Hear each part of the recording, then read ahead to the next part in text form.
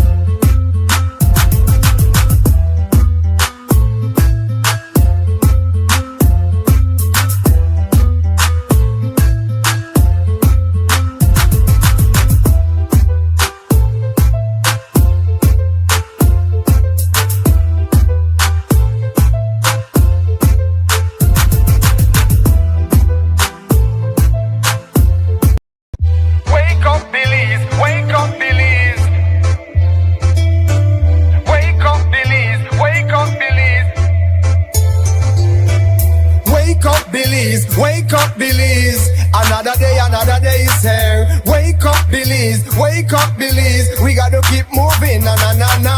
Wake up, Belize. Wake up, Belize. Everybody gotta put their time in. Wake up, Belize. Wake up, Belize. Voice our opinion and place your calling. WB. Be yourself, see yourself. This is a show, my people. Belize our hope, so to need less reason. Nobody feel left out. It's the vibe we dealing. Let's find a solution. Yeah. Love, respect, unselfishness and cooperation. That's how we need to build a strong nation. We are the people to make the changes. We are the changes. changes. WB, and all the things that must happen under God blue skies. And nothing make people get victimized. Let's work together for better. We got to unite. Belize, yeah. Wake up, Belize. Wake up, Belize. Another day is here. Wake up, Belize. Wake up, Belize. We gotta keep moving. Na na na na. Wake up, Belize. Wake up, Belize. Everybody gotta put their time in. Wake up, Belize. Wake up, Belize. Voice our opinion and place your calling. WB. Get up, make every day count. Don't waste it, people. Do your part, play a role, get where you need to. You can tune in for work or in your vehicle. If you got a problem, pick up the phone. Why wait? It's a time calling. It's a show with no matter even if you're at home. Just call in. WB. Wake up, Belize. Wake up, Belize. Another day is here. Wake up, Belize. Wake up, Belize. We gotta keep moving. Na na na na. Wake up, Belize. Wake up, Belize. Everybody gotta put their time in. Wake up, Belize. Wake up, Belize. Voice our opinion and place your calling. WB. Be yourself, see yourself. This is a show, my people. Belize our hope, so to needless reason. Nobody feel left out. This the vibe we dealing. Let's find a solution. Yeah. Love, respect, unselfishness and cooperation. That's how we need to build a strong nation. We are the people to make the changes. We are the changes. WB. And all the things that must happen under God blue skies. And nothing make people get victimized. Let's work together for better. We got to unite. Belize, yeah. Wake up, Belize. Wake up, Belize. Another day is here. Wake up, Belize. Wake up, Belize. We gotta keep moving. Na na na na. Wake up, Belize. Wake up, Belize. Everybody gotta put their time in. Wake up, Belize. Wake up, Belize. Voice our opinion and place your calling. WB.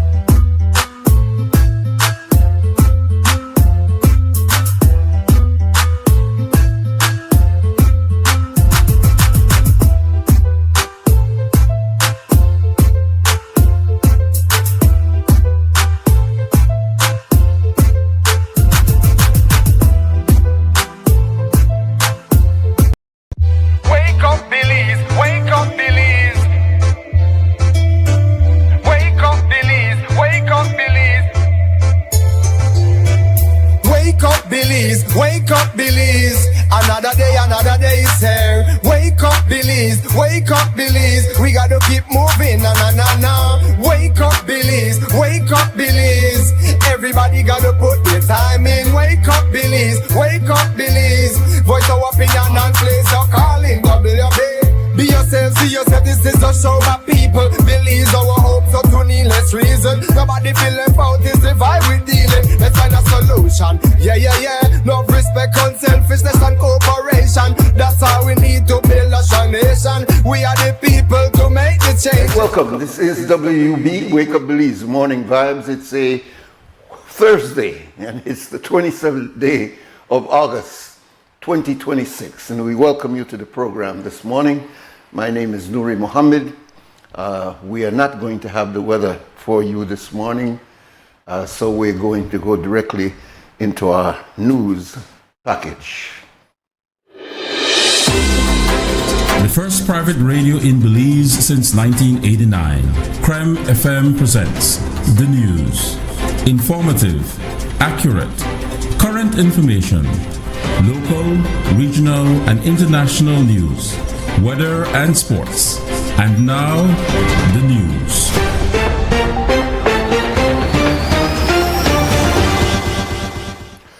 The entire country experienced an unplanned blackout due to Mexico's SCFE's cutting supplies to Belize on Tuesday night. The Belize Electricity subsequently implemented a load shedding schedule, and it announced 2 more schedules for last night based on CFE's advice that power curtailment may be necessary due to high demands on that side. At a press conference yesterday morning, the leader of the opposition, the Honorable Tracy Panton, offered solutions to address our ongoing energy crisis, including removing GST from light bills. According to their calculations, this would cost the government an estimated $40 million. First, we suggest that we remove the GST from the full electricity charge wherever it applies, not merely from the 1.5 cents copper component for an initial 12-month emergency period.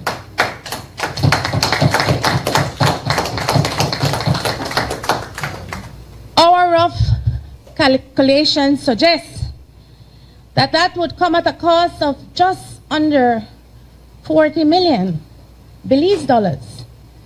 We know that the government has recently procured US $100 million from the government and people of Taiwan for general financing support.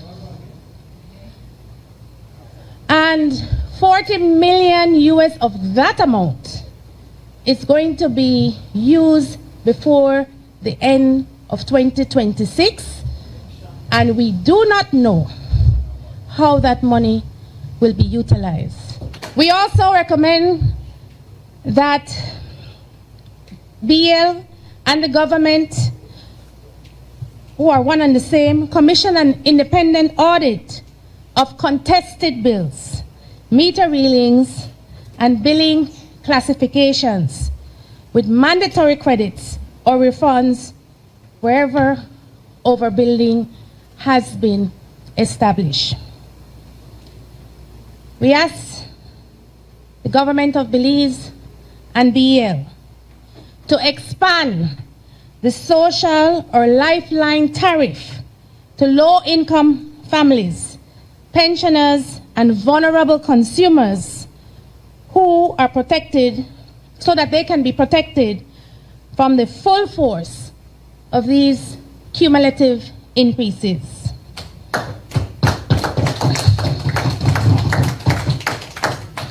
And finally, we ask BL and the PUC, because we haven't heard from the PUC yet, whose job is to monitor and to regulate tariffs that are imposed on the consuming public. But we ask them to publish a complete COPA calculation, the cost of imported and local energy, the use of energy generation, emergency generation, and any amount that is being recovered from consumers. And finally, establish meaningful parliamentary oversight of major energy acquisitions, borrowing, tariffs, renewable energy contracts, and implementation delays. The Belize Telecommunication Limited, Telemedia Limited, BTL, has officially withdrawn its proposal to acquire SpeedNet Communication Limited. In a letter dated August 24th, BTL's Chief Financial Officer, Ian Cleverly, noted that the PUC notified the PUC that it no longer intends to proceed with the acquisition and has withdrawn all related submissions. Cleverly wrote, quote, "Therefore, the PUC no longer needs to consider those submissions because the proposed acquisition of SpeedNet Communication is no longer being contemplated," end of quote. He added that the decision follows a change in circumstances, but affirmed that the proposed deal had been pursued in good faith and was aimed at strengthening Belize's telecommunications sector, improving efficiency, and enhancing services for consumers. Cleverly also noted that the company had engaged constructively in relevant stakeholders and authorities. Belize Tax Services Department staff from offices around the country staged a walkout on Wednesday morning to demand the government halt parliamentary approval of the Revenue Authority bill so their concerns are properly addressed. The bill outlines the framework for the establishment of a semi-autonomous revenue authority, SARA, and the government has set a timeline of October 2026 for its implementation. The bill was up for a second reading at the House of Representatives meeting last Friday and was passed. It now moves to the Senate. We caught up with the Public Service Union President Dean Flowers at the Belize City Office, Belize Office of Tax Services. Officers countrywide decided that they wanted to send a message, a clear message to the management that has abandoned them, to the management that has kept them in the dark, to the management that seems to care less about the anxiety that they have been feeling for over a year. It is tough on them, especially when your management, your own management, seem to be the one that is pushing you out, when that should be the person that should be building your capacity and looking after your best interests and trying to create a soft landing for you in accordance with the law, but instead is using the law to get rid of you. But that is not the kind of management that you want managing hundreds of employees, because it will be disastrous for those employees. There is a total of 236 employees. 153 employees will have to interview. It means that 83 employees will be handpicked, I guess, by the appointed CEO, because it doesn't appear that every single employee will have to interview. And I know that the bill also does not provide for the CEO or the chief officers to be interviewed. And so I think that is something that also needs addressing, that there must be an open and transparent interview process for the chief executive officer. There must be an open and transparent interview process for chief executive officers, so that we do not create what the bill attempts to create, which is an organization that can easily be hijacked by a minister who is answerable to no one, a CEO who is not even answerable to the advisory board, because that's what they do. They provide advice that nobody have to take, and he or she answer solely to the minister. Flowers also expressed concerns about the procurement rules for the SARA. We also have fundamental concerns with the bill where the contractor general has been kicked through the door contrary to the Finance and Audit Reform Act in terms of how procurement and contracts are issued. The bill kicks the accountant general out the door. She's not even recognized in the bill because the minister gains all the power of the contractor and auditor general, and he makes the rules. And I'm going to use this platform to ask you, Marisol, and ask your viewers to please read that dangerous bill for Belize. That bill is dangerous. It will do us harm, and it will show as hell do the employees who remain behind harm, because there will be no checks and balances by those oversight bodies, and those powers are now vested in the minister. The bill provides that those who want to see the procurement rules must pay for it. Any goods or services that is procured must have oversight by the contractor general. So if they are buying a container load of paper, we must ensure that it's open competitive bidding and they will get the best paper. If we buy printers, if we buy pens, if we buy uniforms, if we buy dry goods for the staff, if we're throwing parties because the minister dictates, and the bill doesn't have to say that there must be input.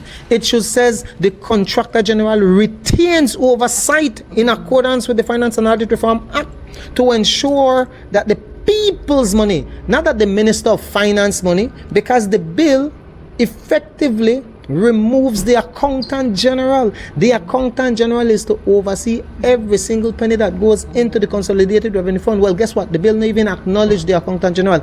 It says that the minister controls the tax department. He issues his instruction to the CEO and her chief officers, and they shall, it says shall, execute them immediately. It was said that they intend to escalate action. There will be greater action, but we have to be strategic. Today we wanted to send a message, and today we wanted to ascertain in which offices we're strong and in which offices we have to work, in which districts we have to work. But we have a strategic approach, and we will disrupt services not only in this office but in other critical office in the week to come. We will be strategically asking support for this office in other critical ministries and departments, because you touch one, you touch all. And I think the Belizean people and the public officers and the membership is starting to understand that today, the BTSD, yesterday, that my company's registry, tomorrow it could be me. So easy I stand up against this type of nonsense and this type of crazy governance. This is not democracy. This doesn't even reflect the pledges in Plan Belize. In response to a claim by People's National Party's Will Miher that Cuban doctors from the medical brigade are being sent back home one by one, the Minister of Health, Kevin Bernard, told Creme News and XTV via a WhatsApp message that the Cuban doctors take vacations too. He stated, quote, "The recent social media post circulating which insinuates that Cuba's doctors are being sent home one by one is totally fabricated. As you are aware, these persons, including Cuban health care workers, take vacations and during the year. The government of Belize appreciates the call that supports the call that Cuba has provided, appreciates the support that Cuba has provided in supporting our medical services. Currently, there are ongoing diplomatic talks between Belize and Cuba on those and other matters," end of quote.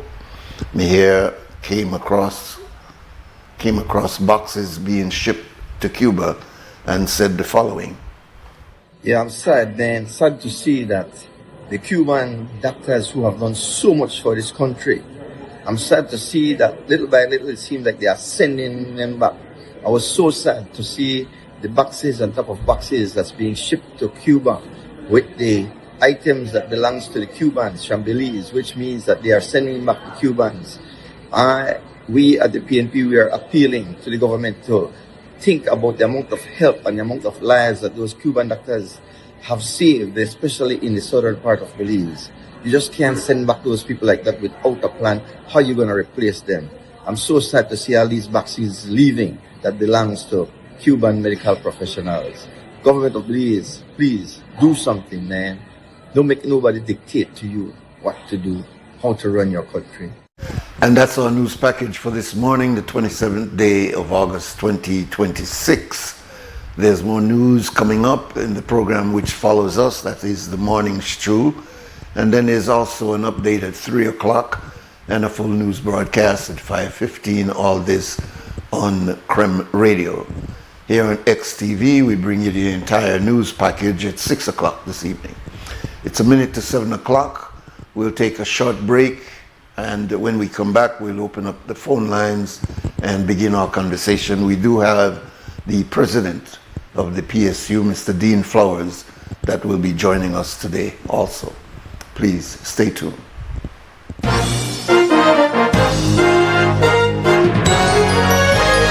Informative, accurate, current information. CREM's newscast. Local, regional, and international news. Weather and sports.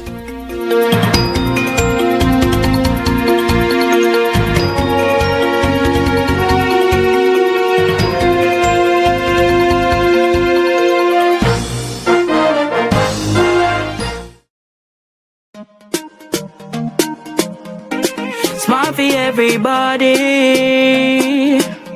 Smart leading everything. Smart give you everything. Smart offer everything. Smart give you everything.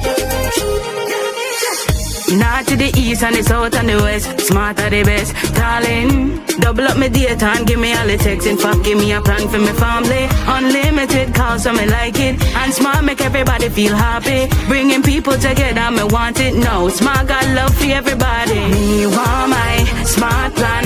Want it right now. Me want my Smart plan.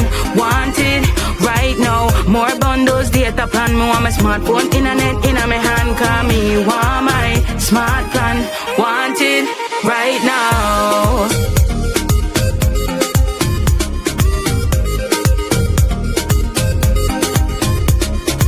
Smart. Stay connected. Stay happy. At Atlantic Bank, your convenience is our priority. Our contact center is designed to enhance your banking experience. With a wide range of customer service options, you save time and effort. You can easily call in to block or unblock your debit and credit cards, perform account inquiries, and access detailed card information. Whether you need assistance with online banking, merchant support, or general inquiries, our team is ready to help. For added convenience, if all operators are busy, you can leave your number and an operator will return your call as soon as possible to ensure you receive the support you need. Depending on your transaction type, we may need to verify your identity through a set of security questions. And remember, Atlantic Bank will never request your username or password for Atlantic Online via phone call, text, or email, ensuring your personal information remains safe and secure. Our support team is available Monday to Friday from 8 a.m. to 6 p.m. in both English and Spanish. Simply dial 223-1212. This is a dedicated line for our contact center. Atlantic Bank is committed to providing you with exceptional service and the tools you need to manage your finances conveniently and securely. Take full advantage of our easy-to-use contact center services today. Atlantic Bank, building the future together. Amandala is now online. You can now access Amandala's midweek and weekend issues online by logging on to our website at amandala.com.bz/news and joining our membership portal today. There's 5 easy steps to get unlimited access to weekly e-paper, archive publications, and a host of other exclusive contents. Number 1, go to Amandala's website. Number 2, navigate to subscribed areas. Number 3, choose a membership level. Number 4, check out using our secured portal. Number 5, log into the members only section. Telephone numbers 501-280-4703 or 202-4477. Fax us at 501-222-4702, or you could email at amandalapress@yahoo.com or amandalapress@gmail.com. Amandala, all power to the people.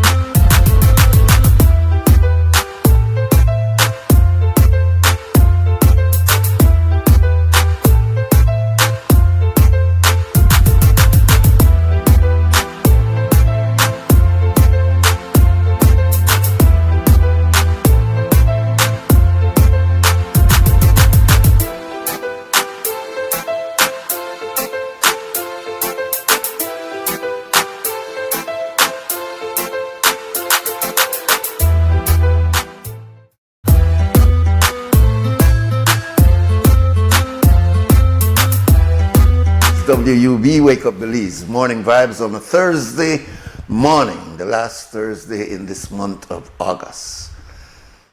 And it is moving, and we kind of like say moving fast, but we realize it's not moving fast. It's just things are happening around us, and it tends to look like it's moving fast.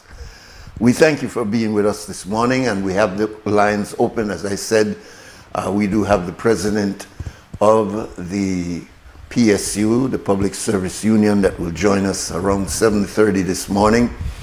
And we do have an interesting conversation with the Imam of the Muslim community. We'll be talking about polygamy this morning.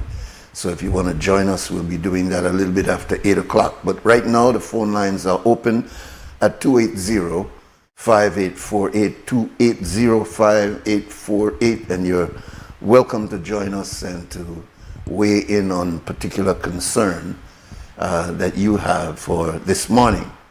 280-5848 is our number, 280-5848, and it can be on any area that you'd like to discuss. I saw an interesting, in fact, two of them I want to bring to your attention. This was a young man who started his own business. His business is a mobile car washing or vehicle washing business. And the story is about him taking the time to develop this idea, this entrepreneurial idea, that he would equip a truck with the power wash, with the various soaps and shampoos and different things that you use to detail a vehicle. And he advertises, and then you can call him and he'll show up to your house or your work or wherever your vehicle is and give you a detail. He has it so that he could send you what his costs are, so there's no negotiating. You just know when you call him, he will show up. It could be at your home, it could be at your office, it could be elsewhere, and he will fix you up. I'm proud of this youth because it's something that shows that if there's a will, there's a way. That's what people say. If there's a will, there's a way. If you sit back and lament and cry and point finger, you could do that. And sometimes it's justified that people may not be giving you the chance that you want. But it's also better to take the initiative and try to find something that can work. People are making hundreds of dollars selling coconut. But those same people, they go deep to where they could find the coconut for sale, to buy, I should say. And people are, in fact, falling coconuts like crazy and selling it to these vendors who pack up their pickup truck, find a strategic corner with their bottles and their machine and what is necessary to provide water, a very essential liquid for us to take every morning, and they're doing good business. I saw another one with a young man who retrofitted these U-Haul trucks. He retrofitted that into a moving barber. And he is like the brother who washes the vehicle. He's on call so that you could call him and he'll show up at your place and he gives you a fully, and I want to call it fully loaded, well fixed up barber shop on his truck. And I think when I saw it, he was planning to put a second chair, which means he'll have two barbers on call. They'll go to wherever you are to cut your hair for a reasonable price. And it's innovative. The thing I'm looking at is that we have a situation of employability, but we also have a situation of unemployment. You could be in a situation where you may not be able to find a job, yet you have expenses coming. There are certain government programs, such as the one we work with, LIU, that used to provide a job opportunity for young men. That has since been stopped with a retrofitting process going on to put that program back in line so that it is not just youths going out and cutting and cleaning drains, etc., but to find other ways for them to be able to build their skill level so that they can market themselves better. You can be in a situation where you have no skill, and so therefore you grab jobs like that is available that the state provides. But it is much better for you to be in an environment where you could learn how to build a business for yourself. There are many people out there that have done that. For example, Mr. Darrell Carter. We don't talk much about Carter's upholstery, but if you go back and study the history of that young man, who is no longer a young man, he started as an entrepreneur. He started with his own little area, fixing one chair, one couch, two chair, two couch, And before you know it, he had his business running in an effective way that he was able to employ other people, and now he has his place established there by Cemetery Road. The point I'm making is that it's not necessarily the kind of business you do. You see people every day that go out selling taco, selling powder buns, selling Johnny cake with meat, and selling Johnny cake with cheese or egg.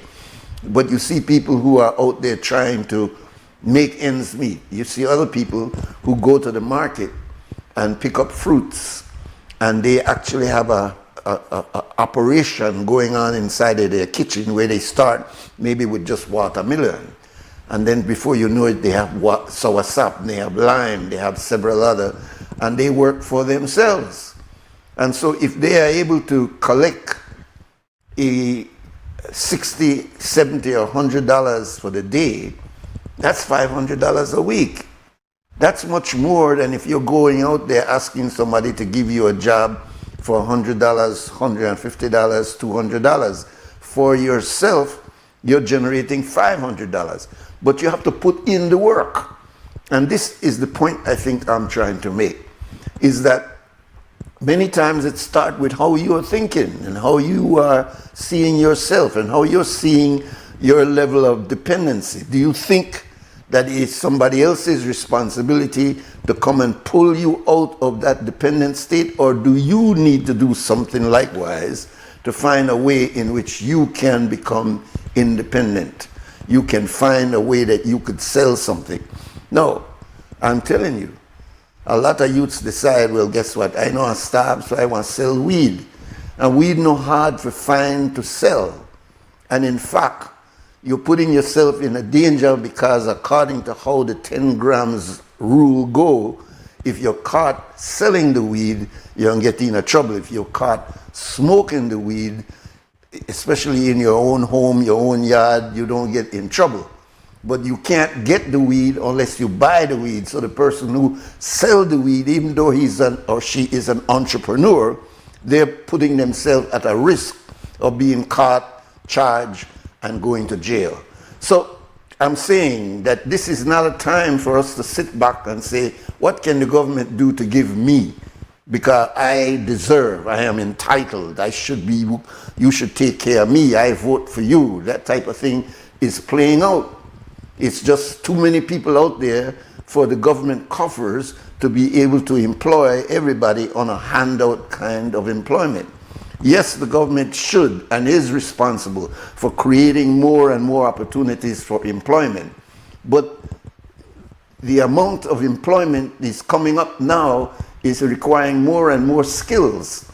So if you're unskilled and you don't know how to get perform or to be involved in a job that is a few tiers up from your unskilled labor, you will forever be down there catching the crumbs that go down to the unskilled labor, because you don't know what to do. If it's a shovel, if it's a wheelbarrow, yes, you could do that. But skills that require that you have a better investment in how to operate and how to discipline yourself, that requires a higher skill. So all those people at the bottom, the unskilled, will forever be hand to mouth, catch and kill, trying to see how they can. So I'm highlighting the fact that I saw this young man, or two young men, one with a barber enterprise, moving around and giving his service to whoever calls, and the other one with a power wash, a machine inside his little pickup, or no, it was a kind of a little small van, and he was moving around and servicing those who need their vehicle washed. We need to think, and it used to be an old mantra in Belize, which was called aided self-help. This was way during the coming out of the colonial times. The government of the day, the self-government, used to say to the people, get up and work, get up and work, get up and grow, get up and get involved, get up and plant. And they had this program that was called the aided self-help, where they would find where you are helping yourself and then they would give you a little something to enhance that help that you're giving to yourself. That has lost. We've lost that. And what government has ended up been doing now is providing welfare work. It hires a certain amount of what they call open vote workers, people who they had promised during the election time that I want to give you a job.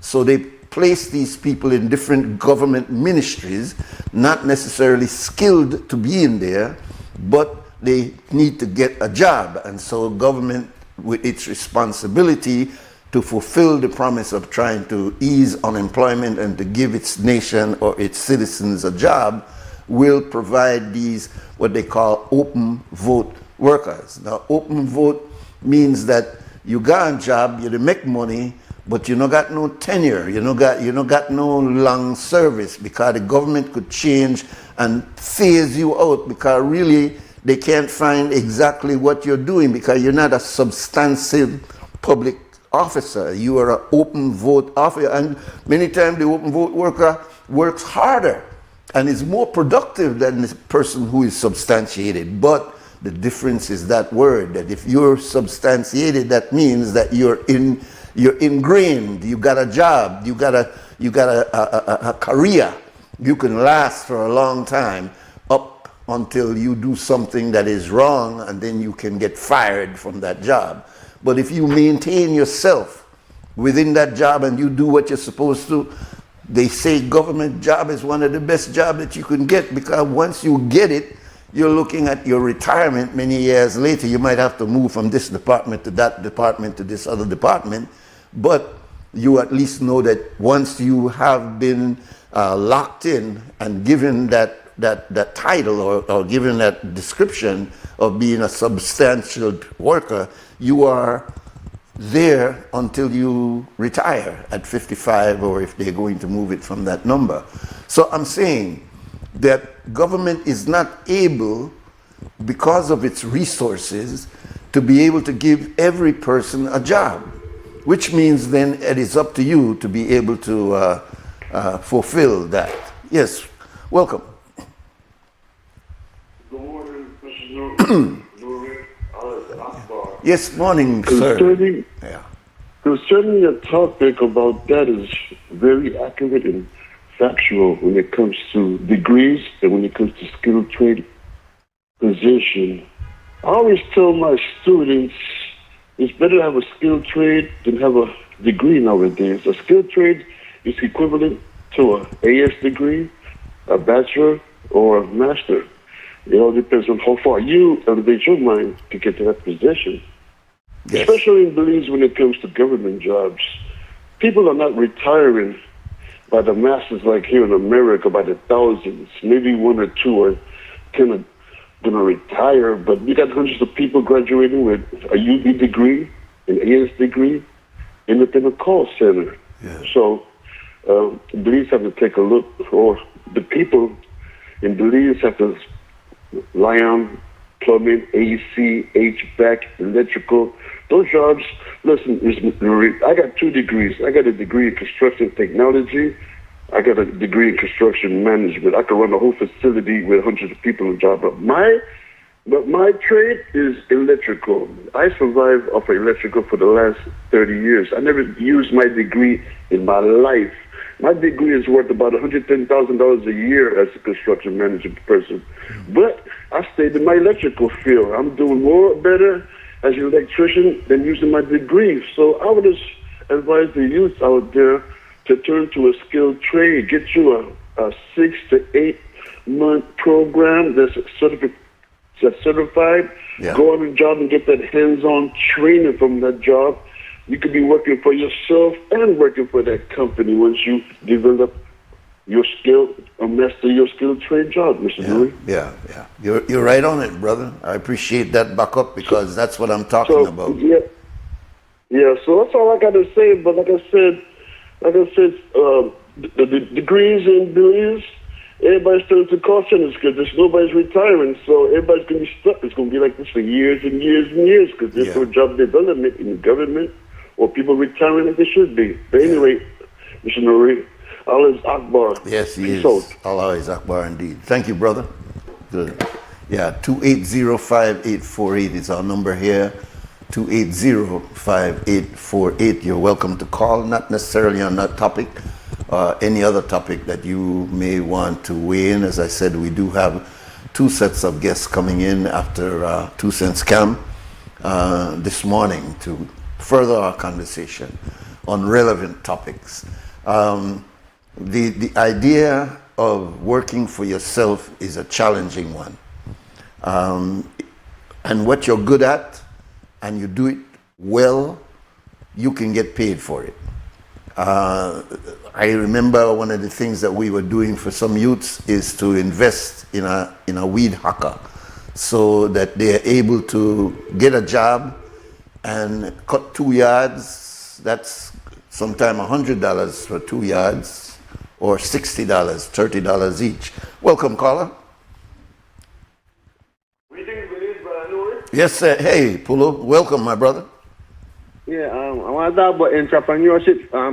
My mother, right? Yes. When I was 5 years old, I remember my mother used to stay up until 2 at night making pastries, coconut pies, merengue pie, layer cake. Yeah. And especially this time of the year, I used to sew clothes. And usually kid clothes on short pants and one shirt and make them a little big so the picnic could grow into it. Yeah. And everything was $1.25 a piece. Then you get a whole coconut pie for $1.25. No, you can't get one slice for that. Yeah. Same thing with the whole outfit, and $1 for she, shilling for me. Mm-hmm. Mm-hmm. So, when Melchizedek only me charge 10% for Abraham. My mom used to give me 20%. And make I open up one saving account, that's for the union. Yes. So, and then I learned to save and work. I used to go walk through the streets of a different neighbors, and I was actually a door-to-door salesman. Mm. Mm. And that is where I learned entrepreneurship long before I read about Janus. Yeah, this is, you know, this is, you still have a lot of kids like that around right now. Then they're working, man, and you're right. I mean, there are women today that does exactly what your mother used to do, you know, and it works, Polo, it works. Yes, and she was basically a single parent. Yeah. Yes. Right, and another note, the electricity problem with Mexico, right? Uh-huh. I didn't sleep last night and I had this vision and this knowledge, this information came to me. We are, as it is right now, tell me them talk about weed earlier, we spend $75 million a year to buy weed from Mexico. Right? So this one, we talk about solving the problem at the cane farmers and the blackouts. And we owe Mexico $30 million for electricity.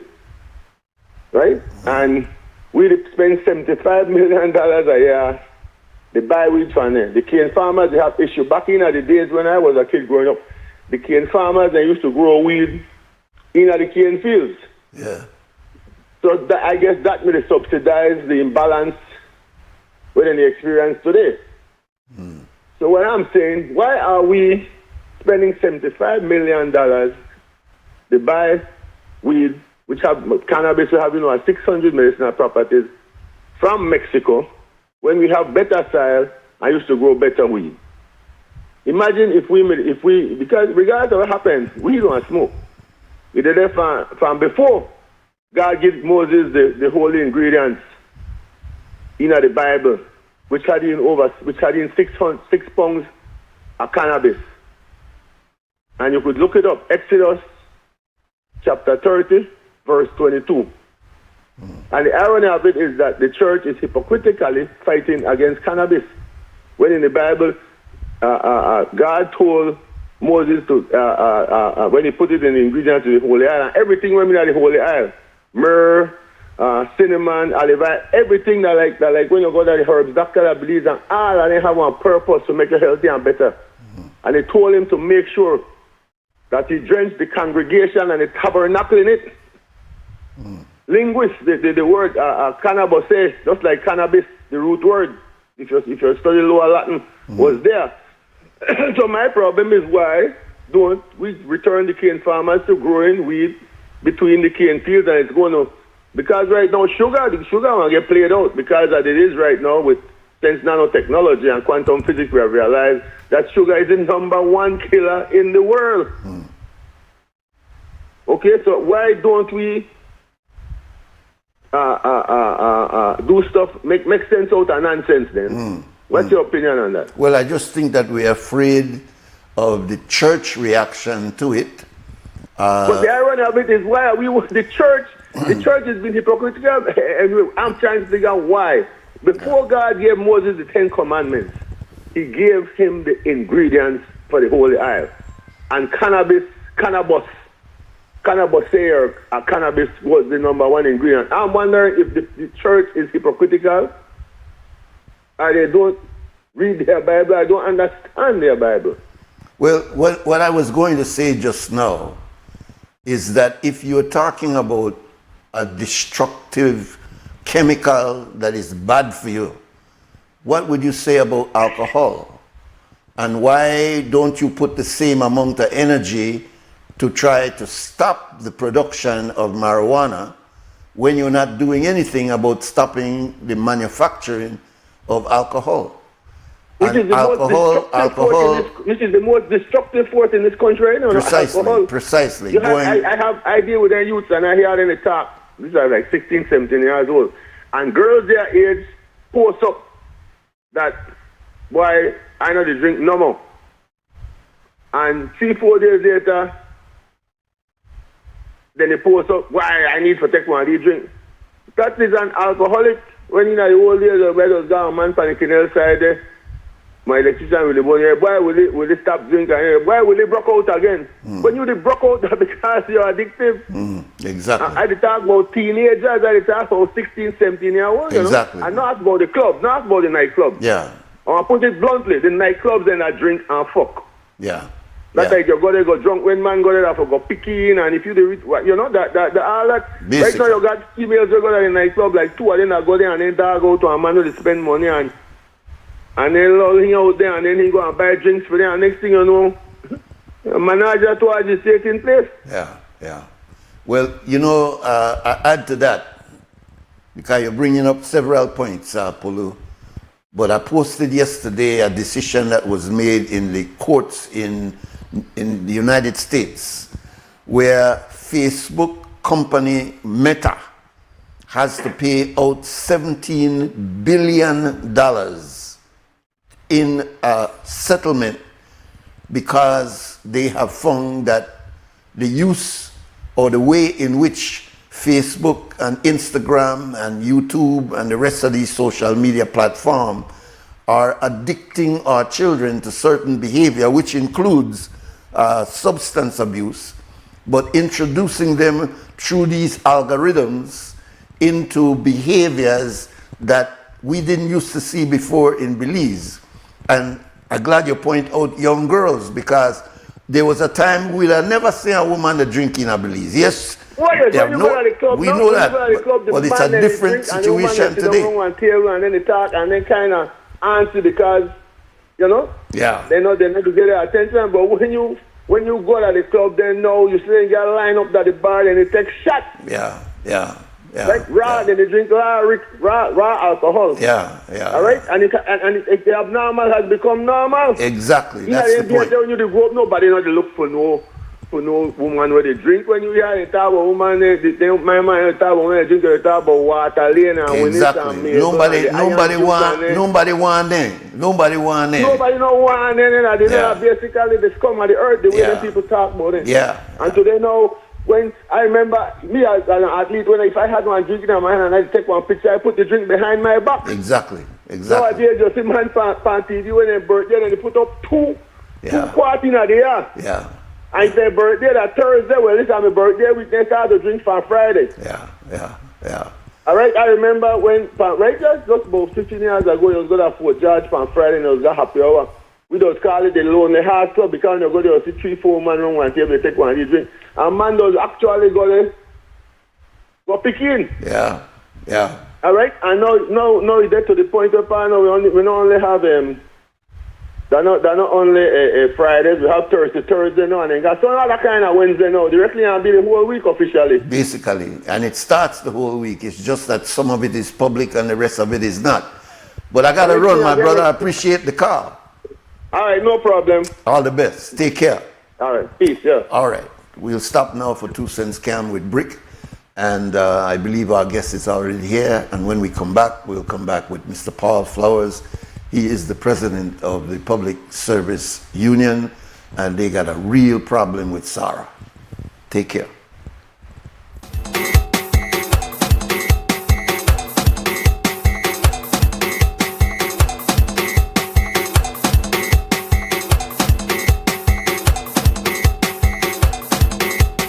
WUB, and this is XTV, and we go around our community to find out how important sports to our youth. Big respect to 4 Point Security, our sponsor. Let's go find out. To say question idea, how important sports to our youth in this country? Well, sports are something vital for the youth, so because it bring the youth name together, right? Sport teach you discipline. One of the main things we need for carrying in our life, discipline. They also teach youth respect, right? Like for example, with the youth saying, teach we brotherhood. We have found different part of Belize City, different neighborhood, but all of we could come together and enjoy this 2.5 hours where we put in for we work out. Leaders of tomorrow coming in hot for the first division, right? But this right here just teach forgive way and brotherly love, you know? From the different neighborhood, they teach you respect, discipline, and encourage with farming. Important, like sports to you, as better than like extra activities for you, like after school or so. I don't go to school, I graduated already. I just say, because you're not gonna yet, but we need one now. So that you're two team one got on. How sports important to you? Well, I feel nice about the team, although I don't usually play like that, but I play. Yeah. But the last one. Team to play. Yeah. Yes, right. They don't want me to lose or anything like that. Alright. So you're not striker in? Defense. Alright. You know? Right now in the community. What are your 2 cents on that? Well, I say, nothing much really there for the community check. So, when the youth like come out every day, you have the commitment. So, something really positive, right? So, young buyer. Commitment check. Now, what can you think sports to our youth in the community? Sports were always important in the community. Those quote over there right now active. And my 2 cents is sports were always important.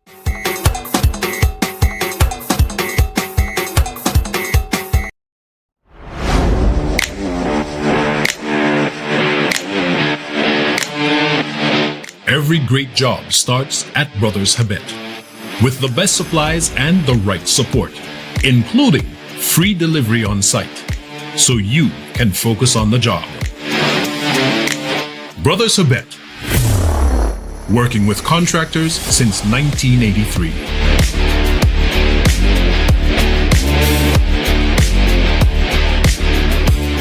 Altoona is one of the most visited Mayan city up until lately. The adjacent communities have collaborated together to see how they can get a space here that the wood carvers could actually market and sell their product. Not having the POS machine in the past, we have lost a lot of sales. Atlantic Bank helped supported our business, giving us the opportunity to get the POS machine. Now with the POS machine, we are able to do more sales, and that will, also bring more, finance to our families. Atlantic Bank, building the future together. Connection isn't something you switch on. It's something you build together. Connected through culture. Culture isn't preserved in silence. It's kept alive through participation. Connected through education. Education doesn't always look like a classroom. Sometimes it looks like someone taking the time to teach and someone else choosing to learn. Connected through sports. Before the wins, before the applause, there's belonging. Here, young people learn more than how to play. They learn how to stand together. Connected through community. Community isn't a campaign, it's showing up, not once, but every time it matters. Connected through you. Behind every connection is a person who cares, people who listen, people who stay. We don't just connect services, we connect you to your world. Connected through every chapter. Smart, bringing people together.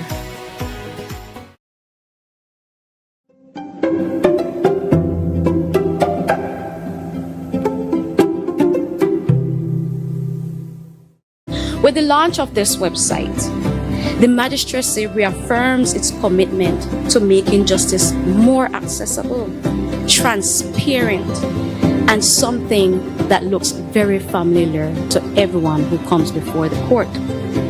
For a person facing criminal proceedings, the website provides information on how the criminal process works, how to apply for bail, and how to appeal a decision. For someone who needs to access the family court, information about the services provided, together with the relevant forms and guidance, can now be found in one accessible location. Similarly, information on how civil claims are brought in the magistrate court is available on the website. These may seem like simple things, but they are not insignificant. For the ordinary citizen, knowing where to go, what form to complete, what procedure to follow, and what to expect can make the difference between feeling completely lost in the justice system and feeling empowered to navigate it. This website places important information and documents within reach of every citizen with access to the internet. And our goal is really to build public confidence. The launch is supposed to, stimulate that so that the public can go online, click the link, play around with the website, get familiar with it. Also, we would definitely want the Bar Association and other key stakeholders, the lawyers, to promote the use of this website, and also the court staff. We are often the face of justice that the ordinary Belizean is more likely to meet. That is not a burden we resent. It is a responsibility that we embrace. If we are, for so many, the only door into the justice system, then we owe it to them to make that door easier to open.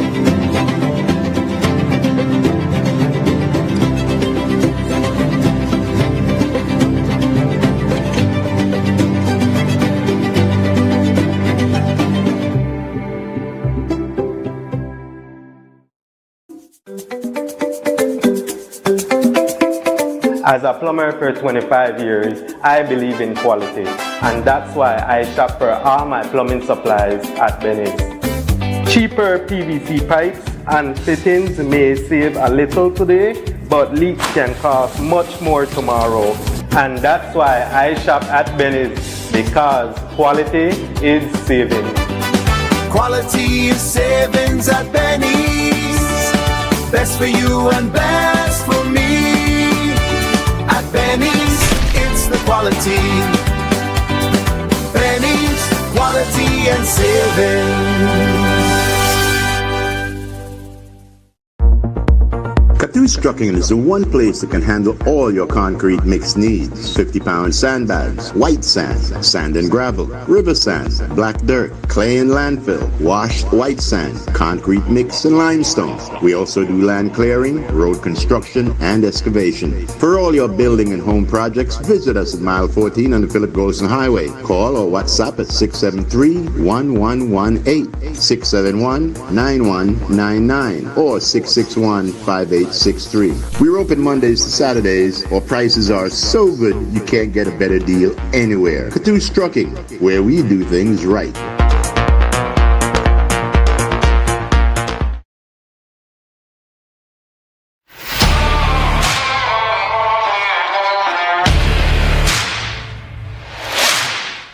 You're up against some tough challenges, but not all heavy-duty lubricants can handle the pressure. Until now. Introducing Ridgeline Lubricants, A homegrown solution engineered right here to solve the hurdles you face every day. Backed by experts who understand the ups and downs of where you're operating and what's at stake. Specially formulated to protect your equipment so you can push past grueling hours, heavy loads, and harsh conditions to reach for greater productivity. Ridgeline Lubricants. Long live your equipment.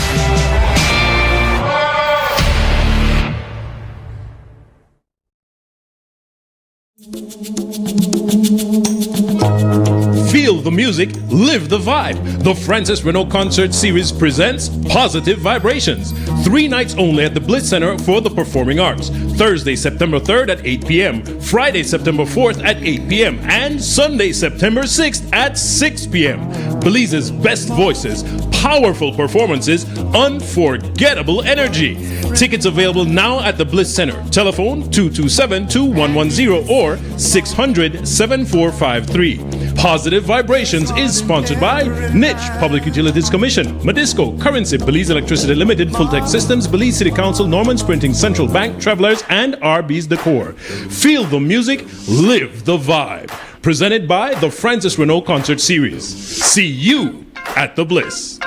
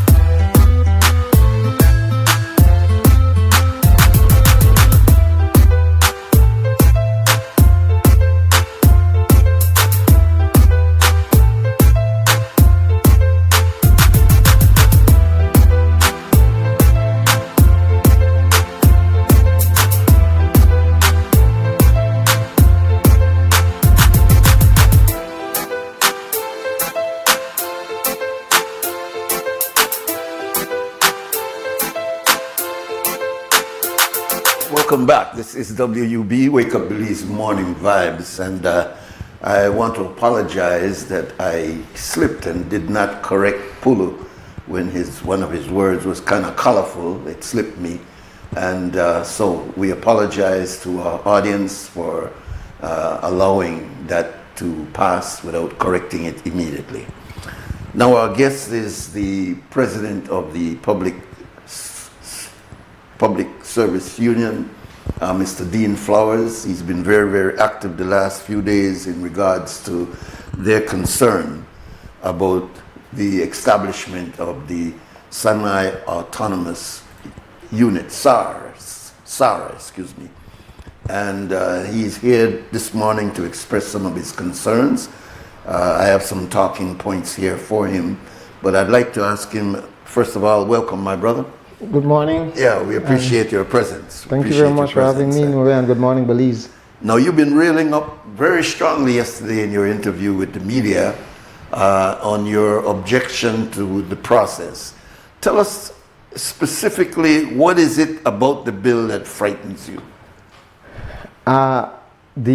What frightens me about the bill is the empowerment and the type of unchecked authority which is being granted to the Minister of Finance without absolutely no oversight.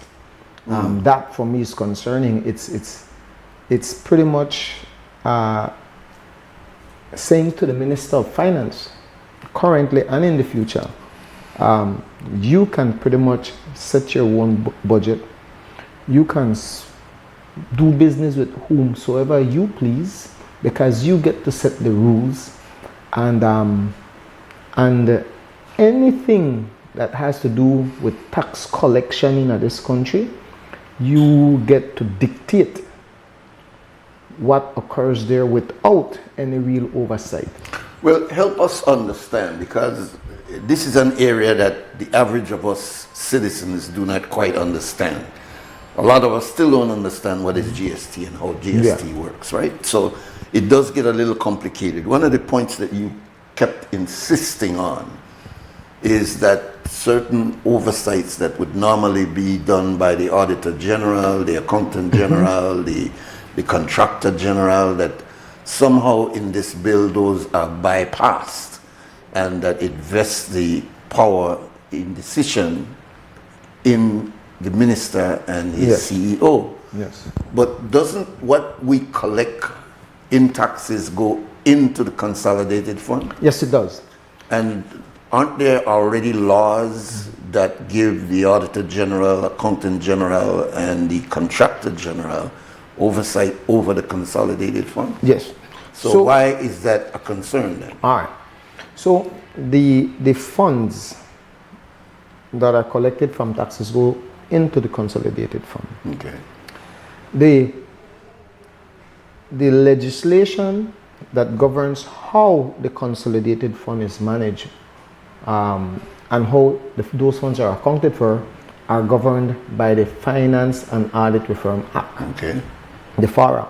Then you have the stores orders, which for whatever reason it suits our leaders to speak about how outdated it is, but they do not wish to replace it. 1964.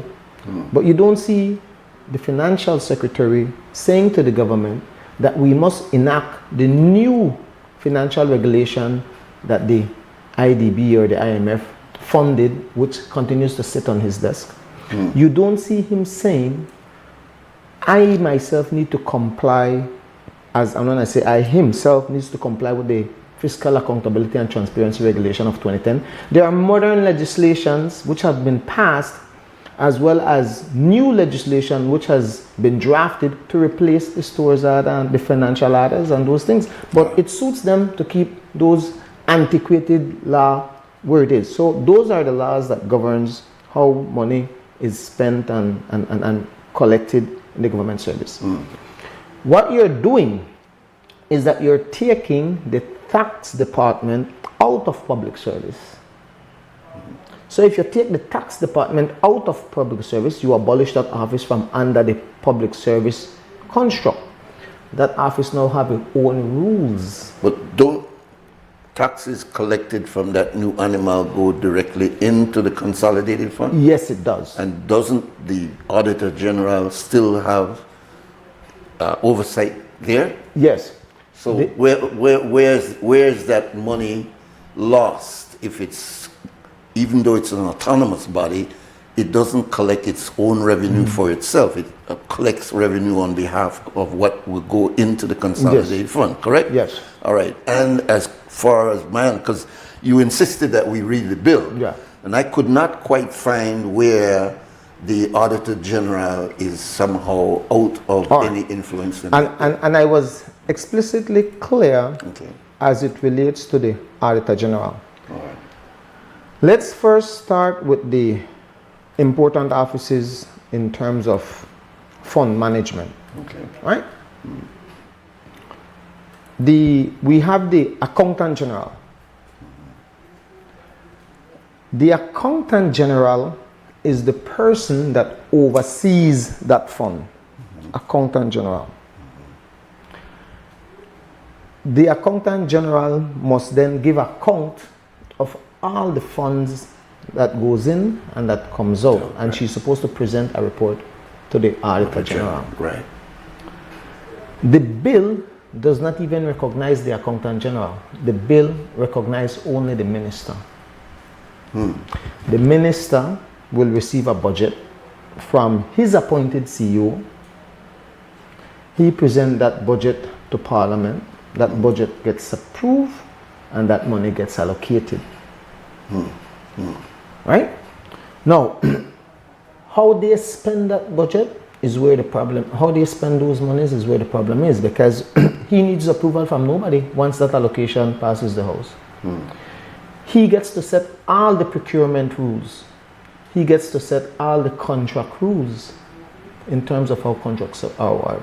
And he answers to nobody. Now, people will say, well, the Auditor General could come back, but when the Auditor General comes back, the money has already gone through the door. And the real concern where the current Office of the Auditor General is concerned is that we know that that office continues to be deficient in terms of timely.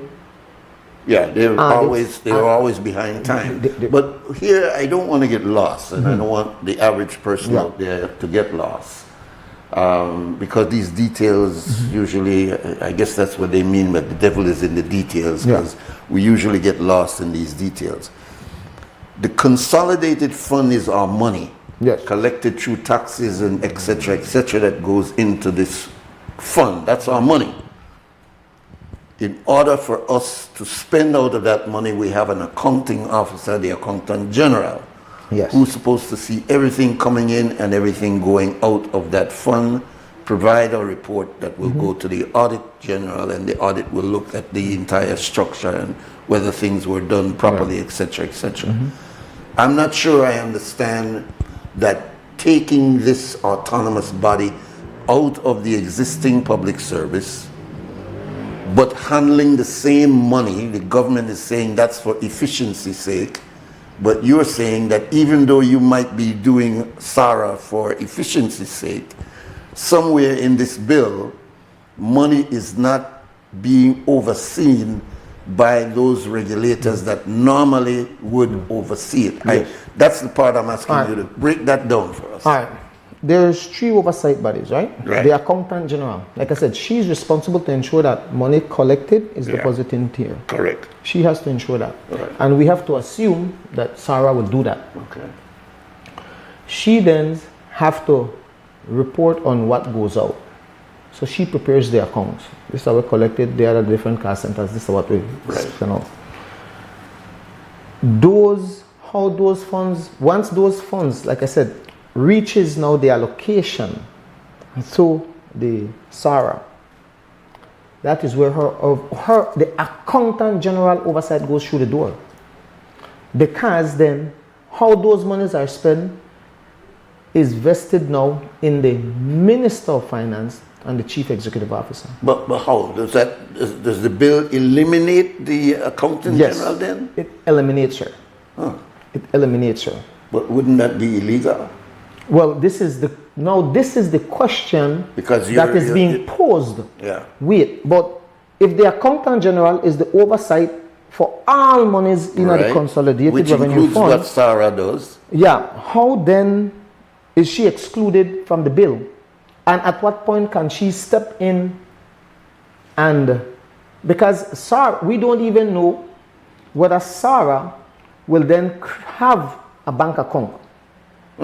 We don't know. We don't even know. But can that happen in a government service? Yes. There's, look, almost every single ministry have secret bank accounts. And the account, and I could tell you the Auditor General has probably not even audited those accounts outside of the consolidated fund account. So those are illegal funds? They're not illegal. They're special funds. Anomalies. Special accounts created for this, for that, right? So, but why is that allowed? Does our accounting framework allow you to start a special fund that is not accountable to the auditor? It would need approval once cabinet give the approval. That is so. Let's look at Ministry of Health. They have an NHR account that they manage. Nobody can go into that. So nobody can overlook that and see how that's being spent. Well, I would like to ask the Auditor General and Company, well, ask you audit the Ministry of Health NHR account. And history has told us that monies has gone missing from there. That's a dangerous trend you're talking about. Exactly. There, we have DOE under the former Chief Environmental Officer. A special account was established to address environmental issues. I can see the need for sometimes not going through the usual red tape to try to get things, and it's more efficient to create an account. But I understood that those accounts were still audited at some point by the Auditor General. They're subject to audit.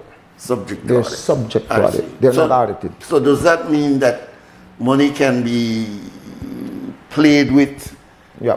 And we don't know nothing about it because the Auditor General and the Accountant General has no knowledge of that. May never even touch them. May never even touch them, or may never even know they exist. And I'm not asking, I'm telling you, almost every ministry has that. So those are some of the dangerous that's a dangerous trend, accountability that exists currently in the system. So remember, SARA gets to set its own procurement rules.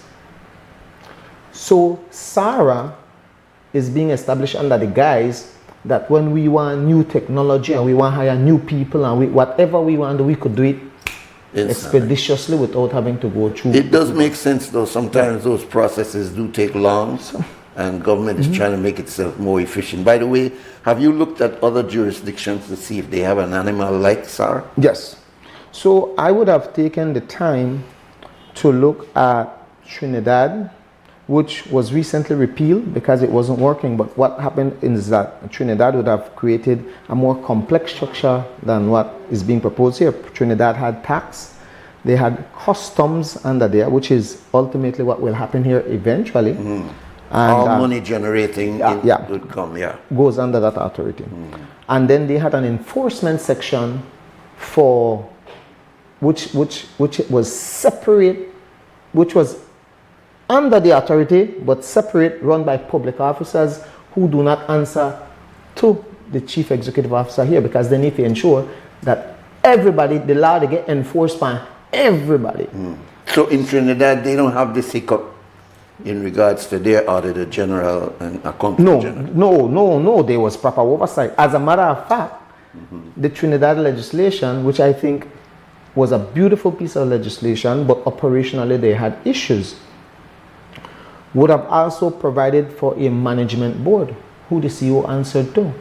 You see what they said? In this case, there's no answer to nobody other than the minister will appoint me. The advisory board could give all the Has a amount CEO of been advice. hired, by the way? No, Or is not it as yet. Not yet. I see. Not as yet. No CEO has been appointed, no chief officers.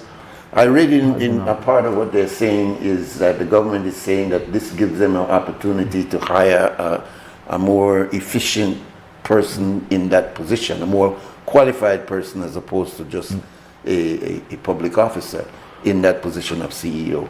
Would that make a difference?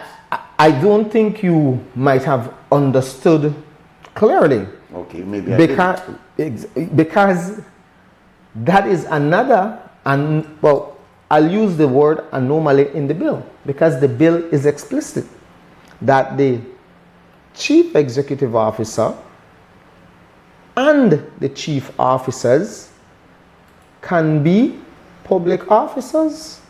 I see. But nobody else can be a public officer in that organization other than the chief executive officer and the public officer. So the notion that you just suggested that, well, we want somebody more competent in there rather than one. I thought I read that that was part of the whole idea. No, the provisions for the appointment of the chief executive officer or the chief officer is that they can be public officers. So if you look at section 11.3, it says the CEO and chief officers may be public officers. So if the head of the semi-autonomous body that you want to create can be a public officer, if the entire management team can be public officers, then why not leave it as is? Why are you going through all of this? I thought that was the whole idea. Makes no sense. So makes no sense, Nuri. If it is that the entire top management, top heavy structure will be public officers, or can be maybe public officers, makes no sense. That's why you want your expertise. Let's move on then to what would you suggest that needs to be done at this point? That they will and come again, or is there some tweaking that you're talking about? Because when you say that your read of the bill is that it eliminates the oversight responsibility of the the accountant as well as the contractor general. Those are three big areas. And are you saying that your reading of the bill is that they will play no role in this, Sarah? Absolutely none. And the scariest part is that the contractor general is not recognized in the bill either. Now, the contractor general is supposed to ensure, scrutinize, and approve contracts and procurement in public service in how public funds are spent. But you know what this bill goes to say? This bill goes on to say that where procurement, contracts, and any of those things are concerned, the minister gets to determine those rules, not the contractor general. It's as a matter of fact, the bill not even have one clause in there where the name contractor general shows up. If I go to the section of the bill that empowers the minister, let me see. I'm trying to find it here. Yeah. Well, as you're searching that, you know, I'm looking, I'm reviewing my notes here, and I'm still not clear if you are saying what government is not saying.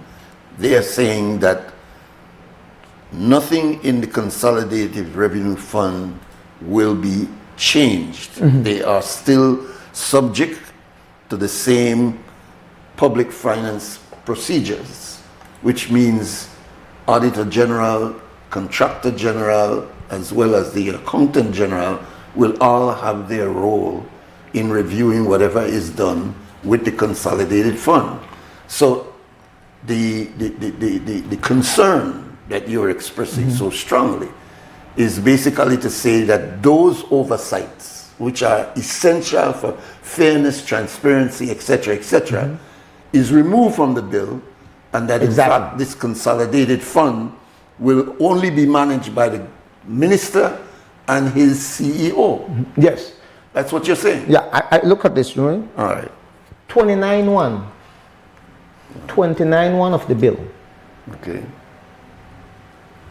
The board shall, subject to the minister's approval, make rules relating to the award of tenders and contracts, and those rules shall govern the conduct of the award of tenders and related matters. You see who got the authority to make the rules? Not the contractor. No, how can the contractor general step in and say, hold up, but we have our own bill, we have our own act. We're not governed by FARA. We have established our own rules. Now there's a provision in there that says until they establish their rules, the FARA, they're in a place. But as soon as they establish their rules, why do you think they put this in the act? Because they intend to establish their own rules. And it goes on to say, rules made under this section are subject to negative resolution. So we're going in a way, mountain top the cabinet, run this through by. Then it goes on to say, rules made under this section shall be made available to any person on request and on payment of the prescribed fee. So we out here, we want to scrutinize your tender rules and your contract rules have to pay. So the what kind of rules you make so that we have to pay? And these are not my words. I'm quoting from the Act. So no, what have we seen? You see how much millions we can account for right now under only the Ministry of Defense? And because we had on FARA. No, when you allow a politician to create his own rules how he want to play with free money, and if we want to know rules we have to pay, we deal with the largest revenue generating authority in this country, which is the tax people. But This is dangerous for business. I need to, and I'm not trying to be redundant. Yeah. But I'm really trying to think like the average person out there who don't have any background of this, and is really trying to determine if you tell we that this legislation will allow thieving to go on, dishonesty to go on, or are you just simply saying that bypassing these oversights will allow the government to reward who they want, give contracts to who they want? The job may be the tender, they will bypass the tender because you don't have to worry about an oversight coming from these established three bodies. I don't know that you could separate the practice of me doing what I want from me not properly accounting how I spend the money, meaning that I could mismanage the money. You can't separate those two. Those are one. So are those monies flying out the window and we cannot see? Right now they fly out the window, Nuri. Well, now, they're, as me and you, they speak, the government, they lose $1 million right now. Right now, the government. So even without a SARA, we are losing money. Yes. And is that because the Auditor General, the Accountant General, and the other oversight bodies are not functioning? Are not functioning. So why focus on SARA and not focus on the bigger picture that despite SARA, whether it live or die, we're still losing millions of dollars? Well, that's why I always reference Plan Belize 1.0, not 2.0, 1.0, which says that my oversight bodies will be funded, will be empowered, will be strengthened to ensure that the taxpayers of this country get value for their money, and that where corruption is identified, people go to jail, and where it involves ministers, that they will be barred from seeking office. So why are we dealing with this and not dealing with what will benefit all of us? So you're saying a manifesto promise was not fulfilled? Then gone in at the House, gone read them thing under good governance motion. Then gone in at the Senate, gone read them things. But you see what they want to create here? One revenue authority that a politician can dictate how it will be run. That politician will appoint his CEO. That politician will say to his CEO, based on this law, you take instructions from me. And you know what? And the Belizean people need to hear this piece here with regards to the CEO. It says, the part that says when instructions is given to them. When he give the CEO instruction, it says here that the CEO, let me read section 25.1. The minister gives binding policy decisions. The minister may give the board and the CEO such general policy directives with respect to the carrying out of their functions under this act as they consider necessary or expedient, and the board or the CEO shall give effect to such directives.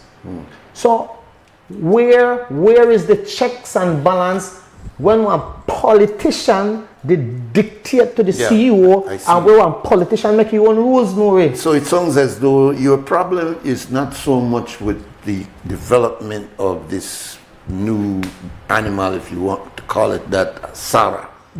Your problem is that it has left out the checks and balances necessary to make sure that it functions without credibility problems. Exactly. And let me go further. With the deal with taxpayers, you know. So, what do you think could happen to organizations like CRIM? When the directive is, make sure stay upon them. Make sure turn over every page of them book. Or, what do you think will happen to organizations like perhaps the organization at the Bridgefoot or the Vibes? But I left them alone. The directive is, you know, deal with them. Is that how much they owe? 12 million? The directive is... But wouldn't you say, to a large extent, that is the present status quo? Even if that is the present status quo, we know that it ought not to be. No, but I'm saying, but the oversight bodies are not doing their job, Nuri. So SARA is not the problem then. This is what I'm saying. Because even before SARA, I could tell you back here, there has been that problem of if they don't want to help you, they don't want to help you. Exactly. So if they want to go through your books, they don't go through your book. So I'm saying that, you see, you're bringing up a very alarming situation here. And most of us, because of your articulation, have focused on this body called SARA. But as I listen to you, and I study closely what you're saying, this is a bigger problem than SARA. That's right. That in fact, you may not have had a problem with even the implementation of SARA because there are certain efficiencies that it can solve. Your problem is that from your reading of the bill, it is not an accountable system. It's a system that puts the power in just the hands of a politician. That's right. And his CEO. That's right. Who may not even be a public officer. Yeah. And can exactly. You know, so. And anyway, we gotta bring you back. This is such a deep subject. But give us in your closing comments, Dean, what do you think government needs to do to fix this if they were to listen to you? Well, the Finance and Audit Reform Act needs to be strengthened, and the Finance and Audit Reform Act must govern how this statutory body is run, or this semi-autonomous body is run. There should be no provision for any minister to make any rules on procurement and contracts. That's not your place, sir. That's not your place. That is governed by, this is the people's money. And the laws that govern how the people's money is spent governs that. No minister dictate that. Imagine if every minister would now start making rules on who, then why would they lash out on Mira for? He set for him one procurement rules, that for him people's, that's what his rules. That why? But that should have never been. So imagine. So will he be then subject to remove the cloud from him because basically he said the rules is there and I just followed what was there. Well, yes, it looked as though I take care of the family. Those are not the rules. I am not really. Those are not the rules. But this bill, they create those kind of rules. But so it is already in existence. By practice, but not under the current rules. The current rules is that there shall be a tendering So what process. can happen when it takes place and the rules are not established? Let me get back to your question. That is my question. No minister should make the rules of how you play. Right. No public officer should pay for no rules, or no member of the public should. So will this be corrected by the procurement exercise that the government went through with CEOs, etc., etc.? Will that correct it? This can only be corrected by returning it, by either repealing or amending. Since, well, in a past, I'm not speaking so much about SARA. I'm talking about there was an exercise a few weeks ago where CEOs, others were brought in with the idea that the procurement rules and order were going to be strengthened so that we don't have a repeat of Mira and Marin and etc. etc. Well, I don't know where we are with that, Nuri, and that has not, no draft of that has been presented. I haven't heard any conversation about the establishment of a procurement unit. I haven't heard anything, so I wouldn't be able to comment on what they intend to do and whether they will follow through to strengthen the procurement. Are you process. as union representatives in that conversation? No, we're not. No, we're not. Don't you think that you should be in there at some point, in at least to be consulted? We should be. We were never in this consultation. That's another question. That's another question that they will attempt to say that we were. But the Prime Minister said you were. Exactly. When the bill was sent to us after the first and only meeting, about a month after the first and only meeting, and we were invited to provide comments on the bill, which we did after we got the opportunity. He said that you were consulted. So is he speaking an untruth in your opinion? Well, I've never found a prime minister of this country, well, most prime ministers of this countries, I have known them to be strangers of this truth. That's my outlook on all of them. You mean play with words or just exactly straight out untruth? We submitted our comments on this bill since even before it came into existence, when they were hiding because I remember you were making a lot of noise about Sarah about 5-6 months ago. Exactly. From November 2025, we write the governmentabilities. The Prime Minister himself. What happened to that concern? Well, he didn't even acknowledge. He didn't even respond.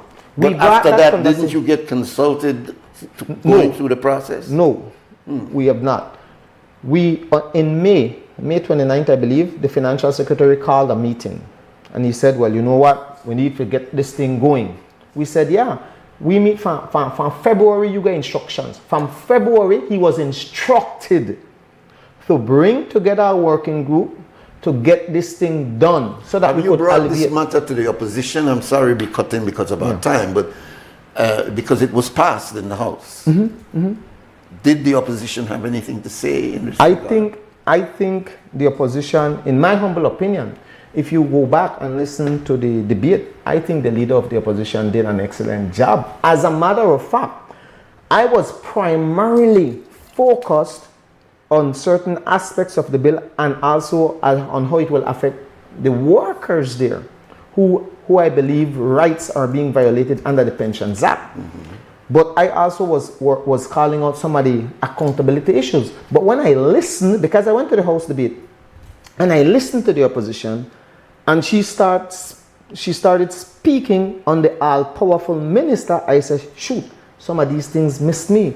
And when I went back, I said, my gosh, I was so hell-bent in defending the workers and ensuring that the structure would have worked, that I didn't see that they would have removed the oversight of how the money is spent.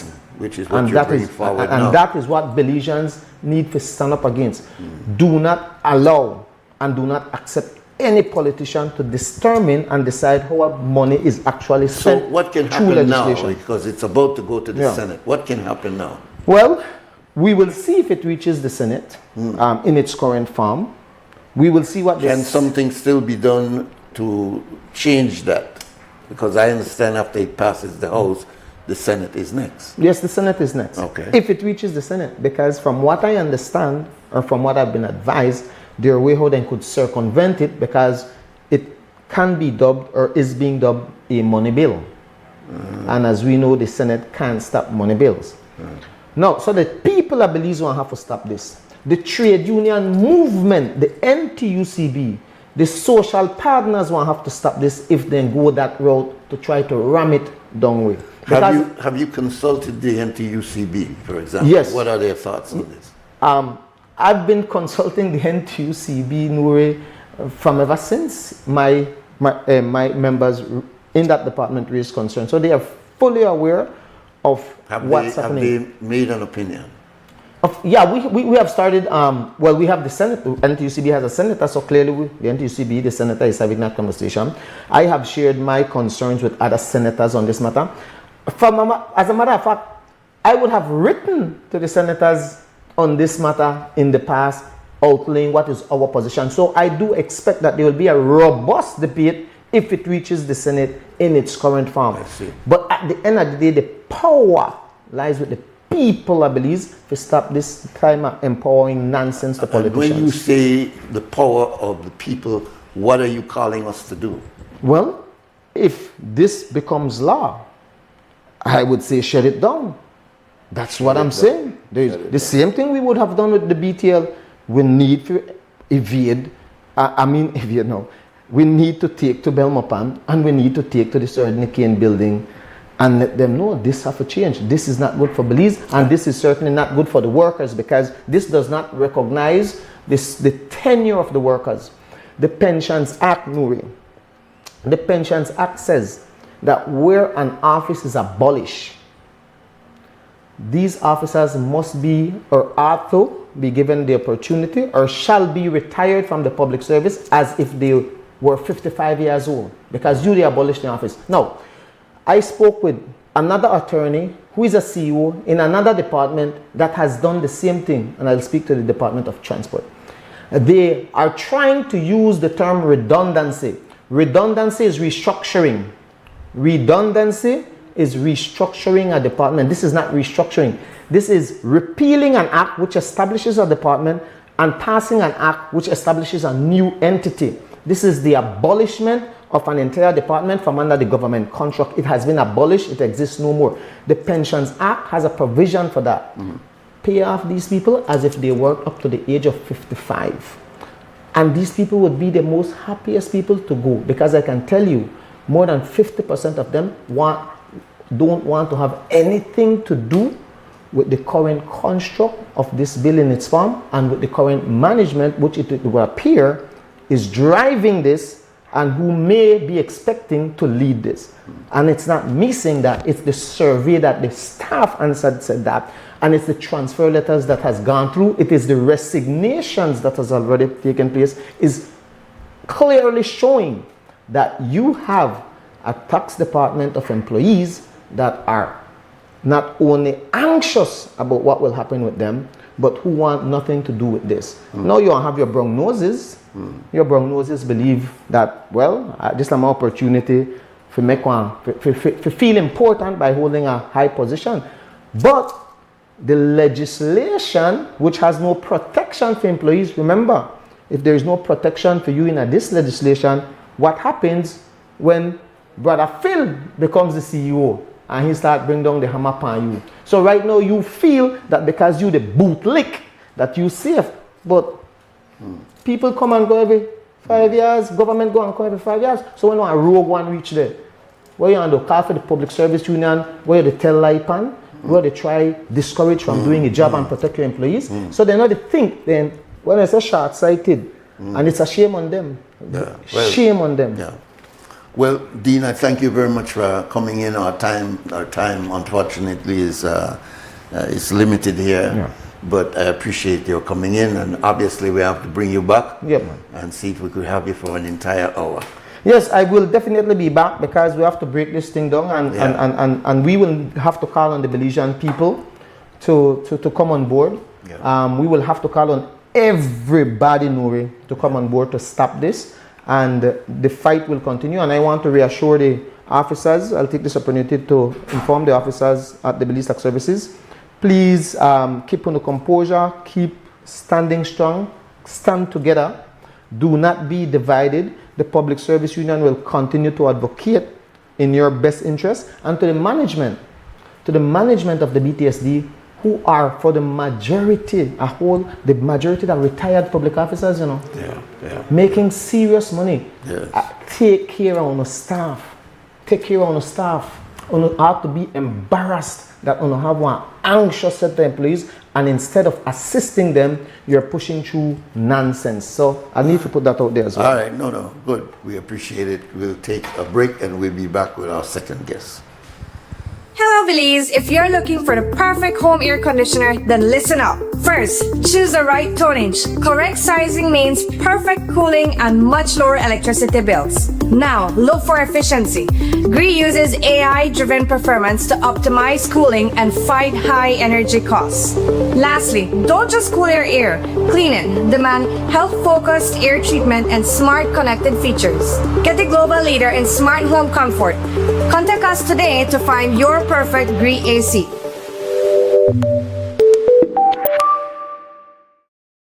So it started off like any other summer day in Belize. I decided to go down to Builders Hardware since I heard they had 25% off on summer outdoor products. I got a couple of items, a chair, a grill, a cooler, and I got carried away, but the prices were so good. But anyways, I might have gotten comfortable, maybe too comfortable. Then I saw the news, man, the hurricane season was not playing with me. But thank God Builders also had 25% off hurricane preparedness items as well. Flashlights, batteries, sealant, first aid kits, everything I need. And guess what? My grill survived. Everything in that store.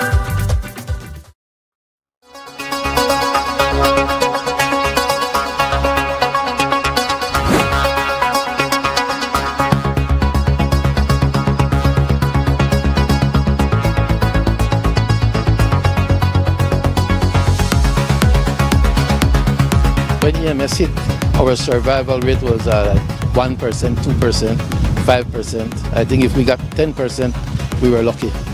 And we kept, like I mentioned earlier, we kept trials, and then we started to improve. And now I must say that we are seeing much better. We are 50, 60, 70, 72% survivals with the ponds right now. We are only using about 30% of the entire acreage that we have. We have plans to completely fill up all the ponds, so that automatically increases the production capacity for our farm in general, but all the farms in general also, because we do keep in touch as a growers association, and then we talk about what's their ramp up plan, and everybody is very hopeful of the industry growing back to its previous glory.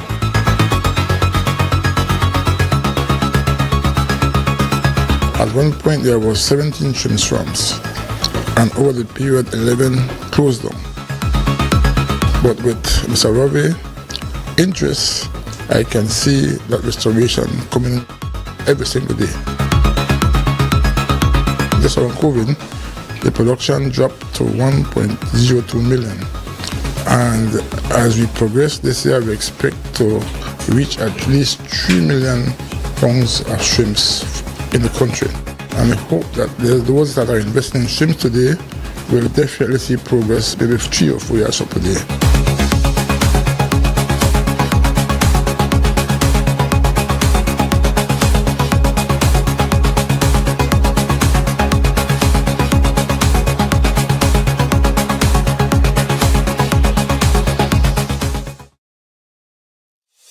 Nando's Wholesale is your market leader in Belize's wholesale industry when it comes to high-quality products at the most reasonable and competitive prices.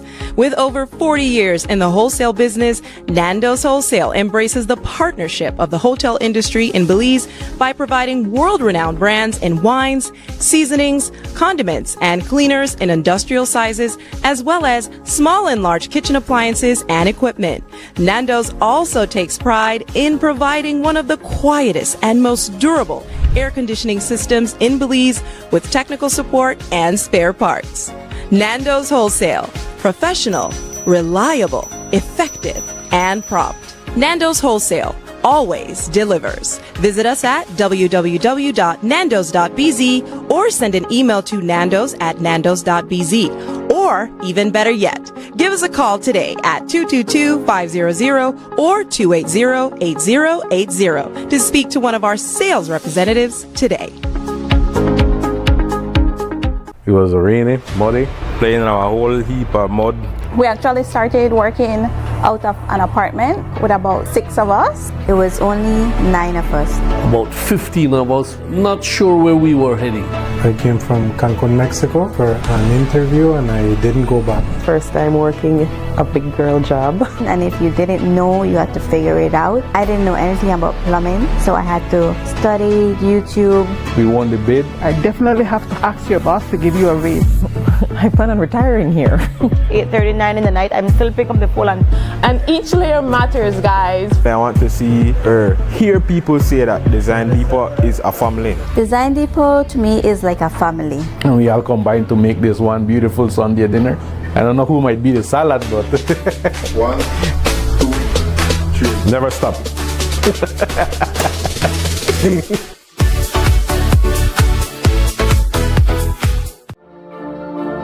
The success of my business means a lot to my family, especially my brother, because I'm continuing his legacy, making butterfly art collages.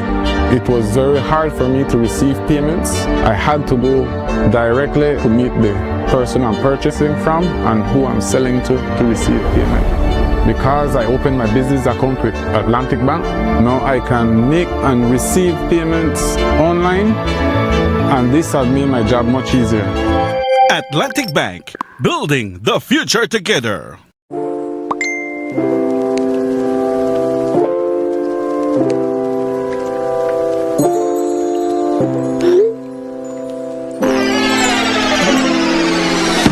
Have a vision?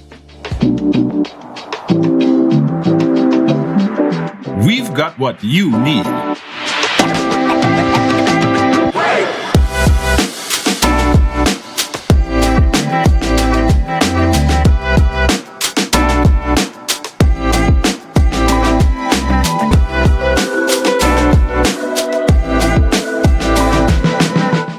idea to install. Brothers Habet, all your building needs under one roof. Stay connected in the USA for as low as $10. With Smart Roaming Data Pass, staying connected is simple and affordable. Get the data you need starting at 1,000 megabytes to stay connected to larger plans that keep you online while you travel across the USA. So you can message, browse, video call, and navigate wherever you go. No SIM swap, no bill shock. Just simple, affordable pricing. Activate easily by dialing *100# using the Smart app or online. Smart Roaming Data Pass. Staying connected the smart way. Smart, bringing people together.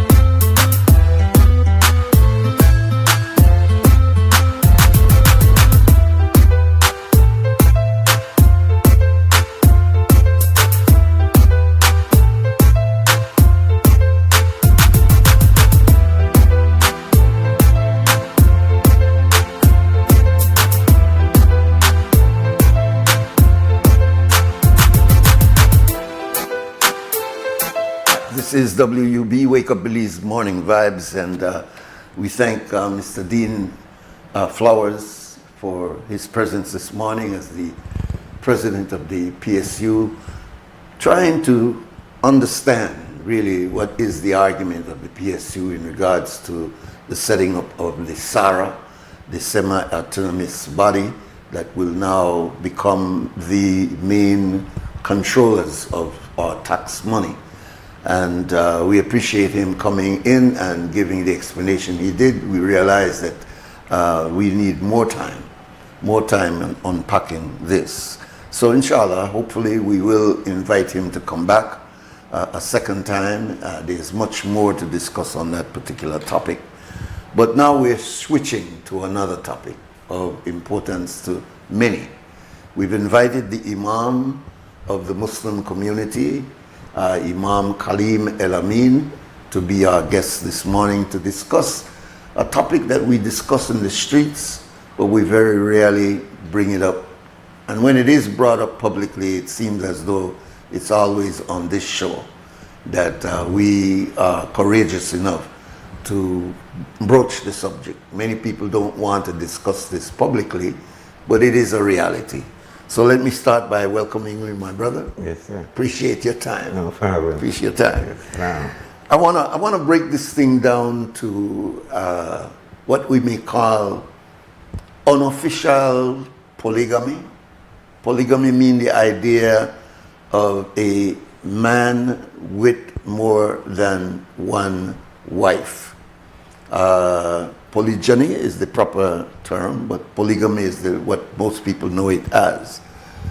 But in Belize, the law is against that, and it calls it bigamy.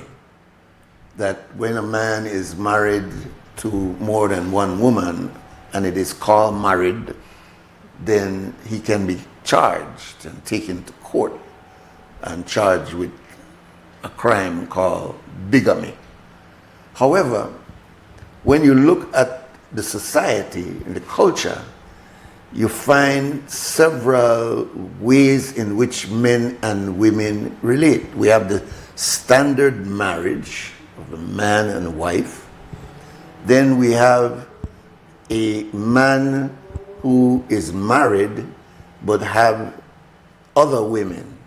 Sometimes it's a freelance kind of loose arrangement, but sometimes it's a man who has another woman who he's treating almost as if that person is like his first wife, meaning that if there are children that come from that relation, the children are taken care of similar to how the first wife's children is taken care of.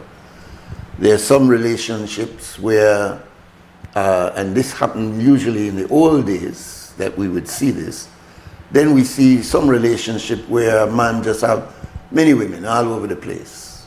with no taking care of the children, no him sure anything about the relationship with him and that woman and the children. And then we have the Muslims.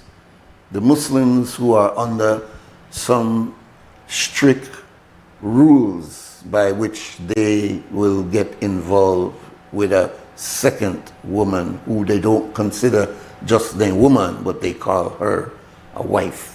So I'm putting that introduction because of our time, so that you could get right into the depth of it. And this is not the first time me and you discuss it. Every so often we come together and we discuss it because it's a topic that people want to hear more on. So I'll put it to you. Okay, we say Bismillahir Rahmanir Rahim. We begin in the name of Almighty God Allah, who is merciful and kind to us as human beings. And you know, I'm a regular Belizean person who has grown up in this society and have listened and seen men and women interacting. And if you live in Belize, somebody who has never left this country, Belize become their world. So what you see around you will be your world. When a person leaves Belize and he goes to other parts of the world, then he realizes we're not the only world. And that wherever you go, there are men and women. And even in Islam, the Islam that we talk about as Muslim today, before that, there were many societies and many people were doing things. And nobody uses the term polygamy in the past. These are newly invented things. For Muslim, when the religion of Islam became what we call completed with the Prophet Muhammad, not started, there were people who had 15 wives, 20 wives, many different circumstances in Arabia. So some of the things that are addressed in, we say, Islam, which we refer to what God revealed to the Prophet Muhammad through the angel Gabriel, some of it was specific and some of it is general. So one of the hard things that people will find hard to believe is that basically the Islamic rule is that everything is permissible unless something prohibits it. So human beings, we can do what we like unless there is a law that comes in and say this thing is now prohibited because maybe it is causing a harm or a danger. You know, and we see this every day in Belize. Even your last speaker was talking that the government is trying to put a bill. It might be permissible, but if it's going to cause a harm, then people might want to say, we want to look at that law again. So things are basically allowed. And now that we are in a world of internet, and we know that Belize is not the only country, when we look at men and women relationship, we have to say, oh my goodness, Almighty God is very conscientious, very concerning, because he hasn't really made no hard and fast rules, except that when a man and a woman, they deal together, it should be something that is called in the Quran, mawadda wa rahmah, love and compassion. That are the basis of where the relationship be, whether a one or, you know, or two or whatever it is, and that a woman is called a name that is close to the name of God, like Rahim, that women are almost a sacred thing because men are formed in the stomach of women. So now a mother is like a whole universe that provides everything for a child unconditionally with no request, automatically. And we see like this is one of the qualities of God, that he just gave us everything and we don't have to worry about nothing. So even how you look at women, God put it very liberal, that a woman is like everything. Is like the whole world. That's where we were formed in. So now when a man has more than one woman, when did that become a concern that society start to say whether it should be 1, 2, 3, 10, this, that, and whichever group makes rules, does that have to be universal for everybody? And then what is it that is called a wife? Is it because of a particular sermon or because a law was written down? Muslim understanding, if you look at it really, it says this thing is called fitra. You don't need lawyers, doctors, priests, imam to tell men and women they should come together. This is a built-in, it's a default, it's how they are made. That man and woman, and there are still people living in the world. There's a place called Adamu Island, where a man and woman who is going to go and tell them, oh no, they follow the Muslim law, how they don't get married, they don't give dowry, did you do this, or is it holy matrimony and this and that. There's men and women, and Muslims know that they are men and women like us, created by God. It's not a mistake, it's not a side thing, it's not that he forgot them. There are people in the Amazon jungle where men have women and they're having children. So one of the things that people can say, human being, God bless us. Circumstances dictate things. It's not a rule that, well, Muslim, we're going to find a rule. If there is 50 women and 3 men, more than likely the man will have more than 1 woman. If there's only 6 women and there is 90 men, you have a problem.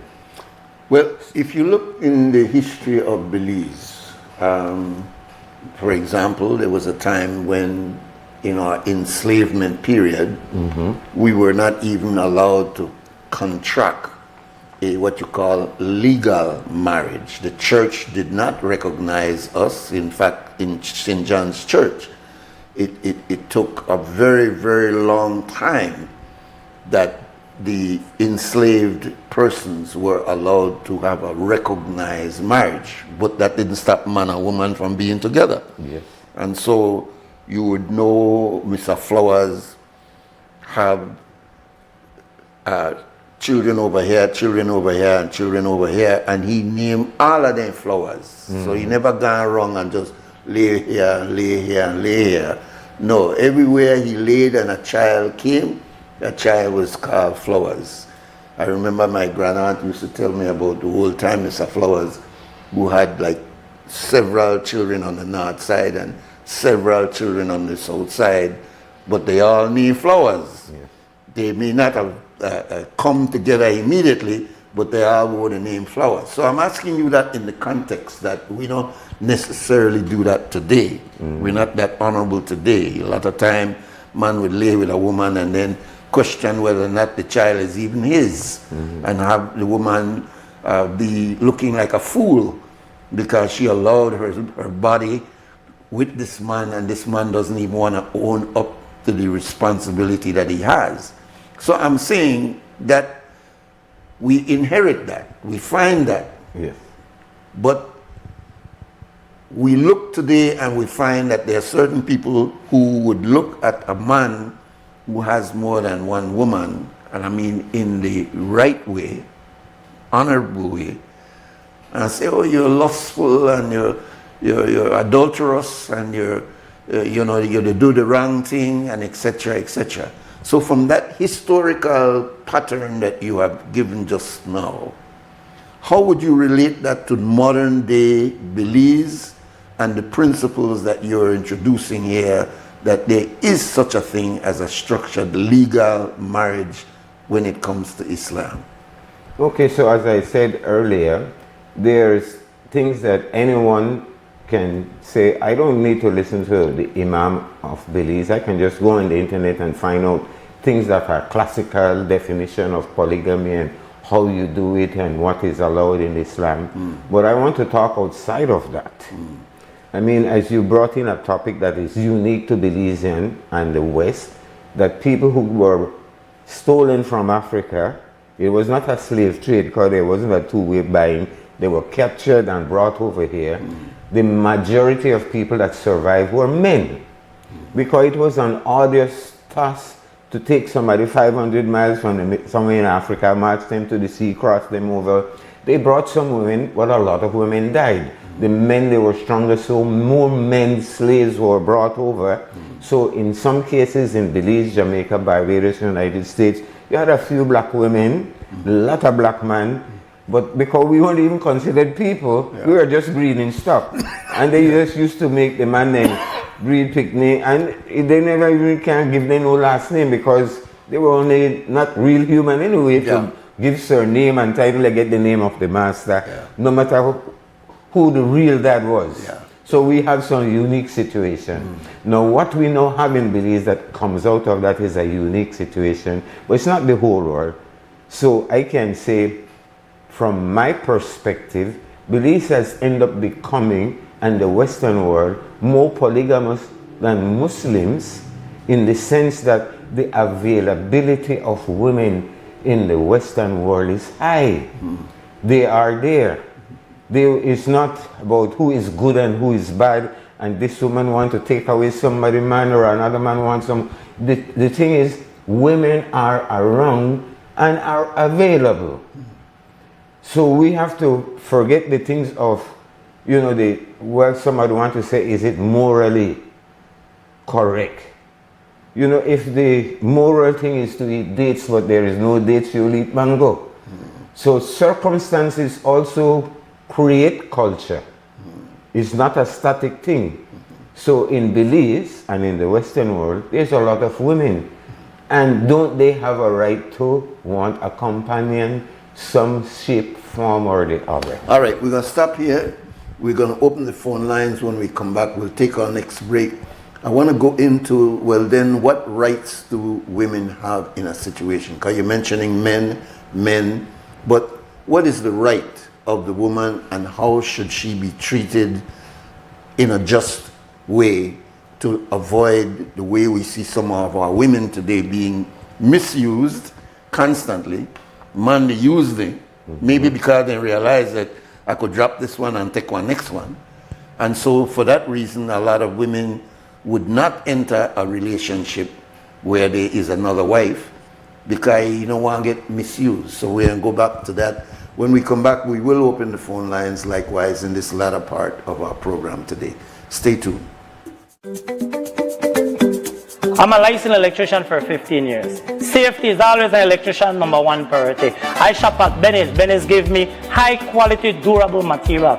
Cheaper doesn't mean safety. Cheaper means danger. When I think about safety, I think about Benny's. Remember, at Benny's, quality is saving. Savings at Benny's. Best for you and best for me. At Benny's, it's the quality. Benny's, quality and savings. See you at the store.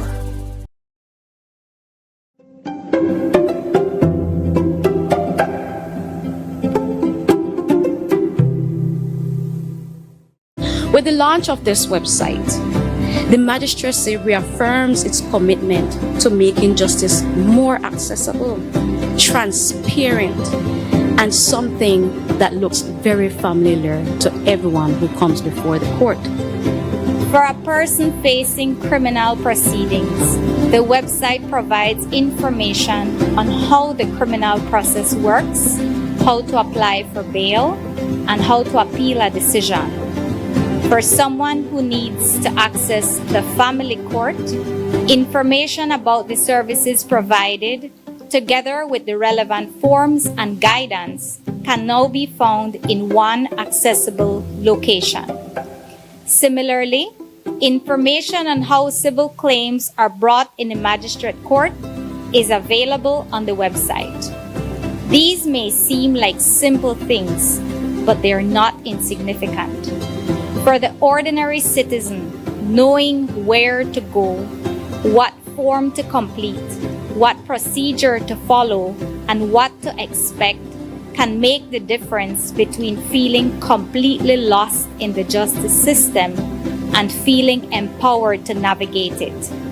This website places important information and documents within reach of every citizen with access to the internet.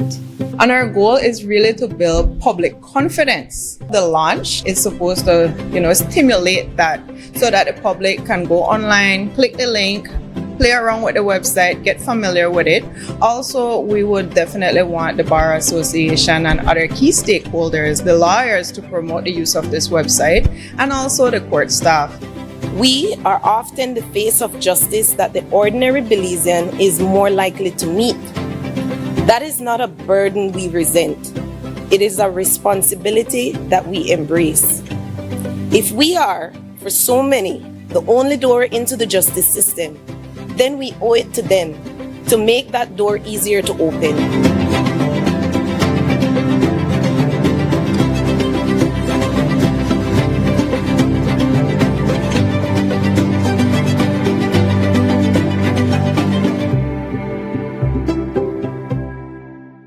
I've always been fascinated with gemstones. It's all about taking nature's beauty and creating something uniquely beautiful. I've had inspiration from the Belize Blue Bull, the beaches, the jaguar. I've launched a new product called Co-Design with Deb, and Atlantic Bank's e-commerce system has opened the door to my international customers so I can receive payments so they can have their custom pieces shipped to them. Atlantic Bank, building the future together.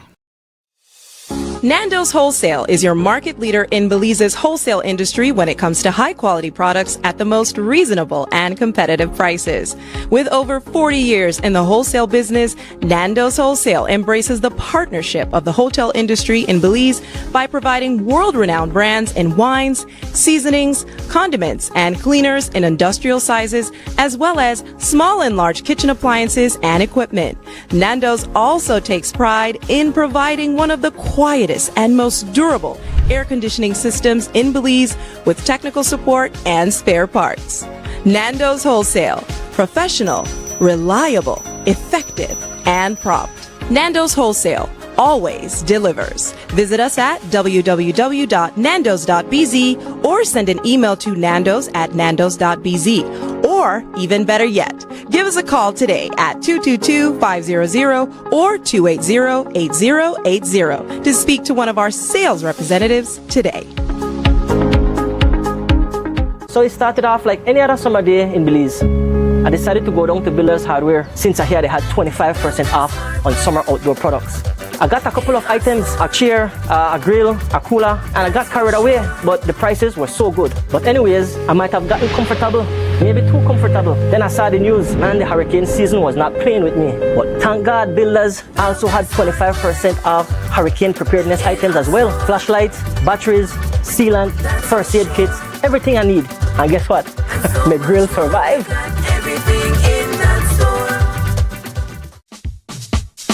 Whether you are a busy person or stuck in traffic or having an adverse or very demanding circumstance, tension builds up, causing you to be stressed out. Stress attacks everyone, anytime, any age. And stress is a killer. Palm City? It's best to be alive than dead. So visit Freetown Drugstore to get options to relieve stress and to relax your mind. This time, what can I do for you today? I'm so stressed out. Okay, I'm saying I can help right now. When I do this daily, for 10 days, I am good after that, okay? Okay. Freetown Drugstore, 28 Freetown Road, where you are better off alive than dead. Freetown Drugstore, telephone 223-2876. Hello Belize, if you're looking for the perfect home air conditioner, then listen up. First, choose the right tonnage. Correct sizing means perfect cooling and much lower electricity bills. Now, look for efficiency. GREE uses AI-driven performance to optimize cooling and fight high energy costs. Lastly, don't just cool your air. Clean it. Demand health-focused air treatment and smart connected features. Get the global leader in smart home comfort. Contact us today to find your perfect GREE AC.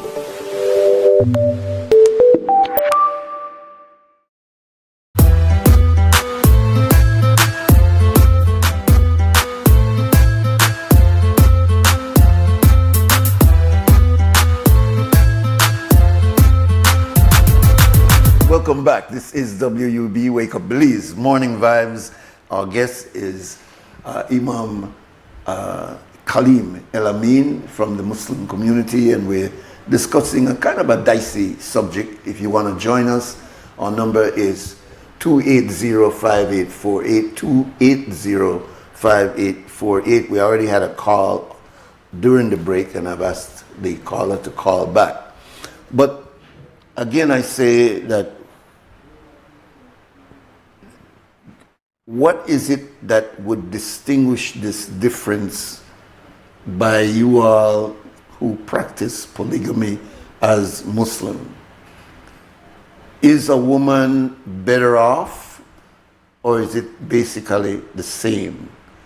I hear many people say, boy, I want to be a Muslim so I could get my 7, my 8, my 10 wife, which is an exaggeration, but it's a belief in your head that as a Muslim, you're free to do what you want with women. I mean, you consider them back way anyway, and all you want, just make them get pregnant and stay in the kitchen. Is this the thinking of an intelligent Muslim? Is this allowed in this frame that we call Islam? Or is this to be discarded that to try bring something foreign into Belize? How would you respond? Well, basically, 280-5848, 280-5848 for those who want to join us. Go ahead. There is the concept in the Muslim mind that God, who created man, he gave us two forces. You know, that there's a part in our soul that is extremely wise, positive, sensitive, rational, capable, good, all the good qualities, and then man also have these other things. So whether you're a man or a woman, if you balance those things and you say, listen, I will try to be a little on the better side, then things is going to work out. If you go on the wrong side, man or woman, then people can abuse things. So one of the most, you could say, normal thing throughout human history, if a man has a capacity where he has little more than others, and he got it honestly, worked for it, inherited, and he can look after another woman, that is a plus in Islam, that he is doing something that is good, looking after another woman. But should he, as a pursuit, say, well, I look for my next woman? No. Is that an instinct that because the religion allows it, that a man must find another wife?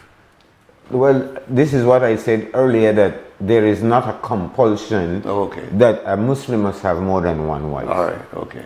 All right. But it is a kind of, in the Quran that we say is the word of God, and the words from the Prophet, that this is like fitra, this is my sunnah, this is normal that a man should have a wife, at least minimal. So it's not only that a man should have a wife, but a woman should have a husband. And we've seen realities in the world, even though Islam doesn't say, well, because they killed 40 million men in World War II, and those men, 10 million of them had wives, so you got 10 million women who has no husband. Somebody have to look after them. We had it widows and orphan funds in Belize, where the government took it on, that in some societies that were not structured according to Western society then the man says, listen, you know, 50,000 of men they die, when brothers don't have to help look after the woman, you know.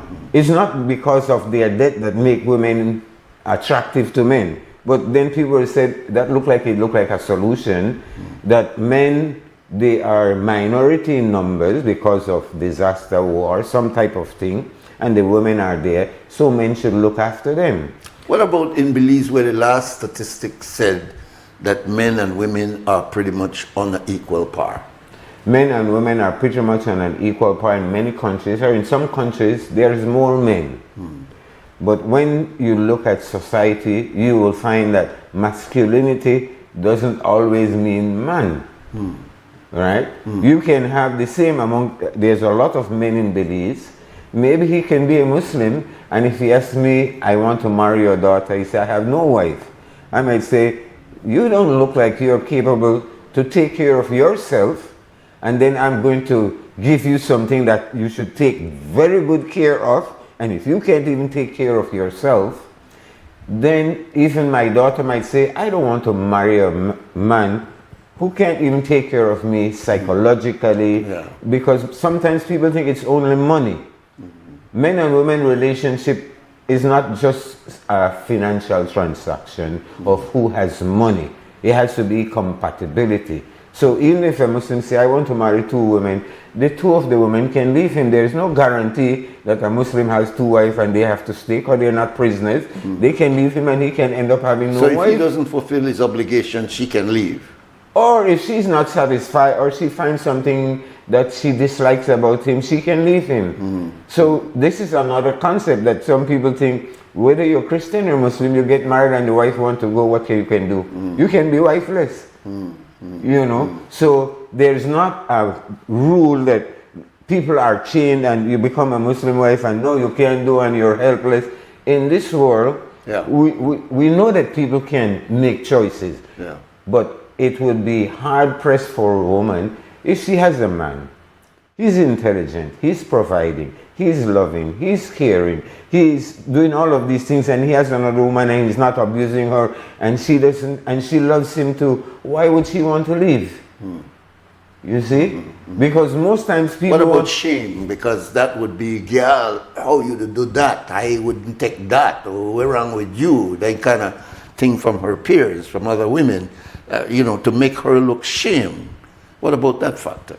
Well, actually, if we use shame, we'd have said we are living in a society that is shameless. Yeah. There's nothing, nowadays look like we don't got no shame. Yeah, there is no shame. Yeah. And then also in my family, and maybe I imagine 20-30% of Belizean, we found out that our strict, rigid grandmother and grandfather, they switched, they may have a different partner, they may remarry, they had other children, and then there is no shame that we might have been that child. Yeah. Suppose because a lot of people, I'm sorry, struck you. Our number is 2805848. We're getting pretty much to the close of the program.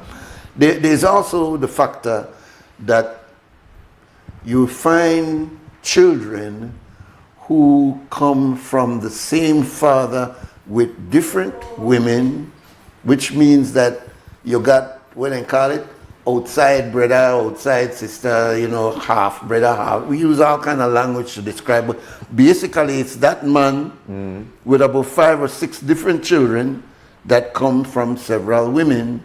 Some of them not talk to each other because the woman say, I don't want you even mention for she name in this house.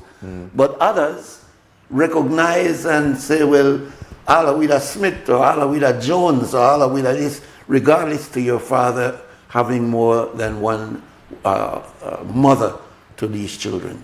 And this is where some Muslim scholars have looked at things and say, listen, there is no illegal picnic. A child cannot be an illegal entity. Yeah, no such thing. There's as no bastard. such thing. No, and bastard and outside and this and that. Yeah. And that society needs to say, because if we meet a person and they didn't have their mother and father married, can we say this person, you don't want shame on you, don't want disgrace? This is overstepping that God gave them life.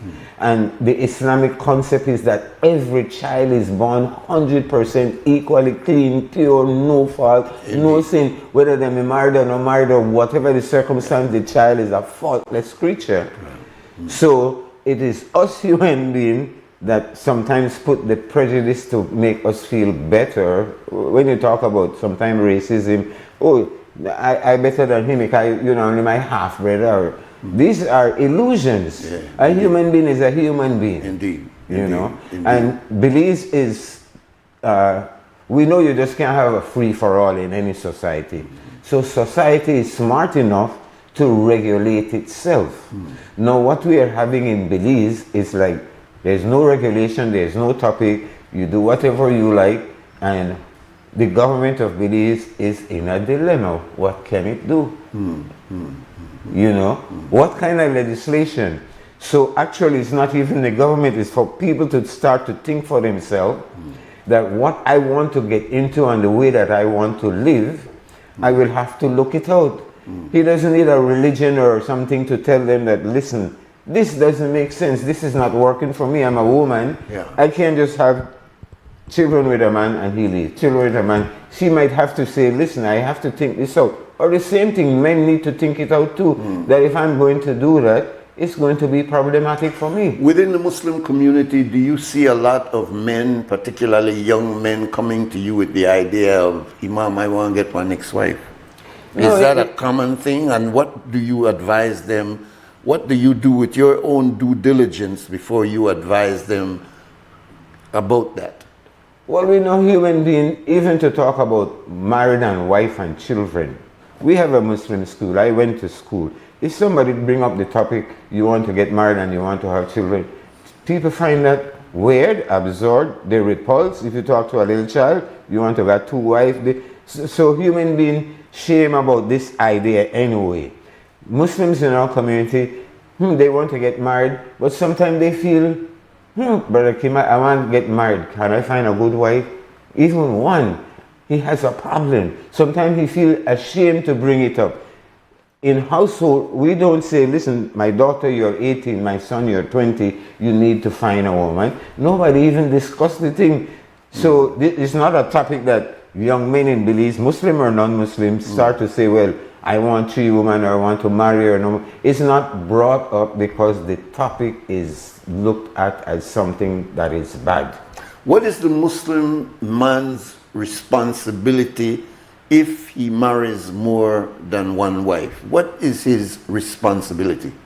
The responsibility that is stated in the Quran itself is that you should live with them and you should treat them fair to the circumstance of your society. That you're going to be living with this person. Askinuhunna min haythu sakantum. You live with them. So if a man has a woman and he lives with her, they're going to be having the same experience of what he eats, she eats. But in this case, we're talking about he also has another wife. Yes. So how does he treat them both? So treating people according to Belizean standard, let's just say Belize. Okay, what we eat? Fried jack, rice and beans, packed bread, chicken, fish, that. If he can provide these things, it's available in the society. So he can't treat wife number 1 at a certain level and then wife number 2 pound back street with, you know, not again the equal responsibility that he's showing to this wife. I'm asking you that because we know we've inherited a history. I don't want to name some of the famous people who had a wife that he put on Front Street.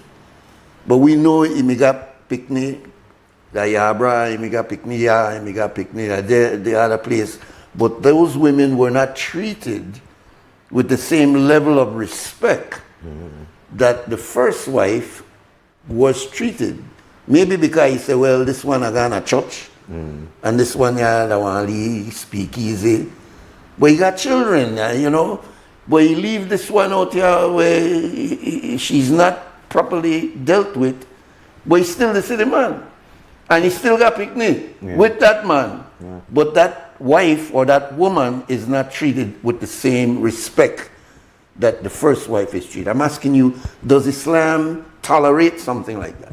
Well, first off, if a person is a Muslim and he heard that God says this is okay, he is not under that fear, that threat, that anxiety, that worry, I'm getting into something evil that I have to hide. Are you saying that it's already here in Islam that it's all right to do that? That he can have one up here and one down here? No, that he can have another woman. Okay. He can have another woman. So right off, he doesn't have to say, I'm going to hide, lie, trick, fool myself, fool people, because if somebody know I have another wife, I might lose my job or my friendship or my associate, or they might criticize me. How about losing the first wife? Or the first wife. So all of those things, a Muslim, when he does it, he has to first not disrespect the wife. He has to respect himself. Okay. If he respects himself and he says, I'm eating rice and beans here with this woman, I respect myself, I will eat the same thing with the next woman. So it's not like only disrespecting the steak up here and fried jack down there. No. Okay. The Muslim is, I am a sane person. I am not what they call a schizophrenic. That I'm eating lobster here and then I eat fried jack here. So does he have a justification of the wealth that he spends at this level is not shared with the wealth that he spends at another level. I'm saying that because I remember old stories, and we have to end the program here.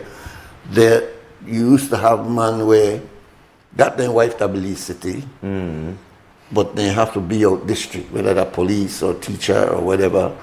So then go to PG, they go to Cricketsaco, and then got a woman.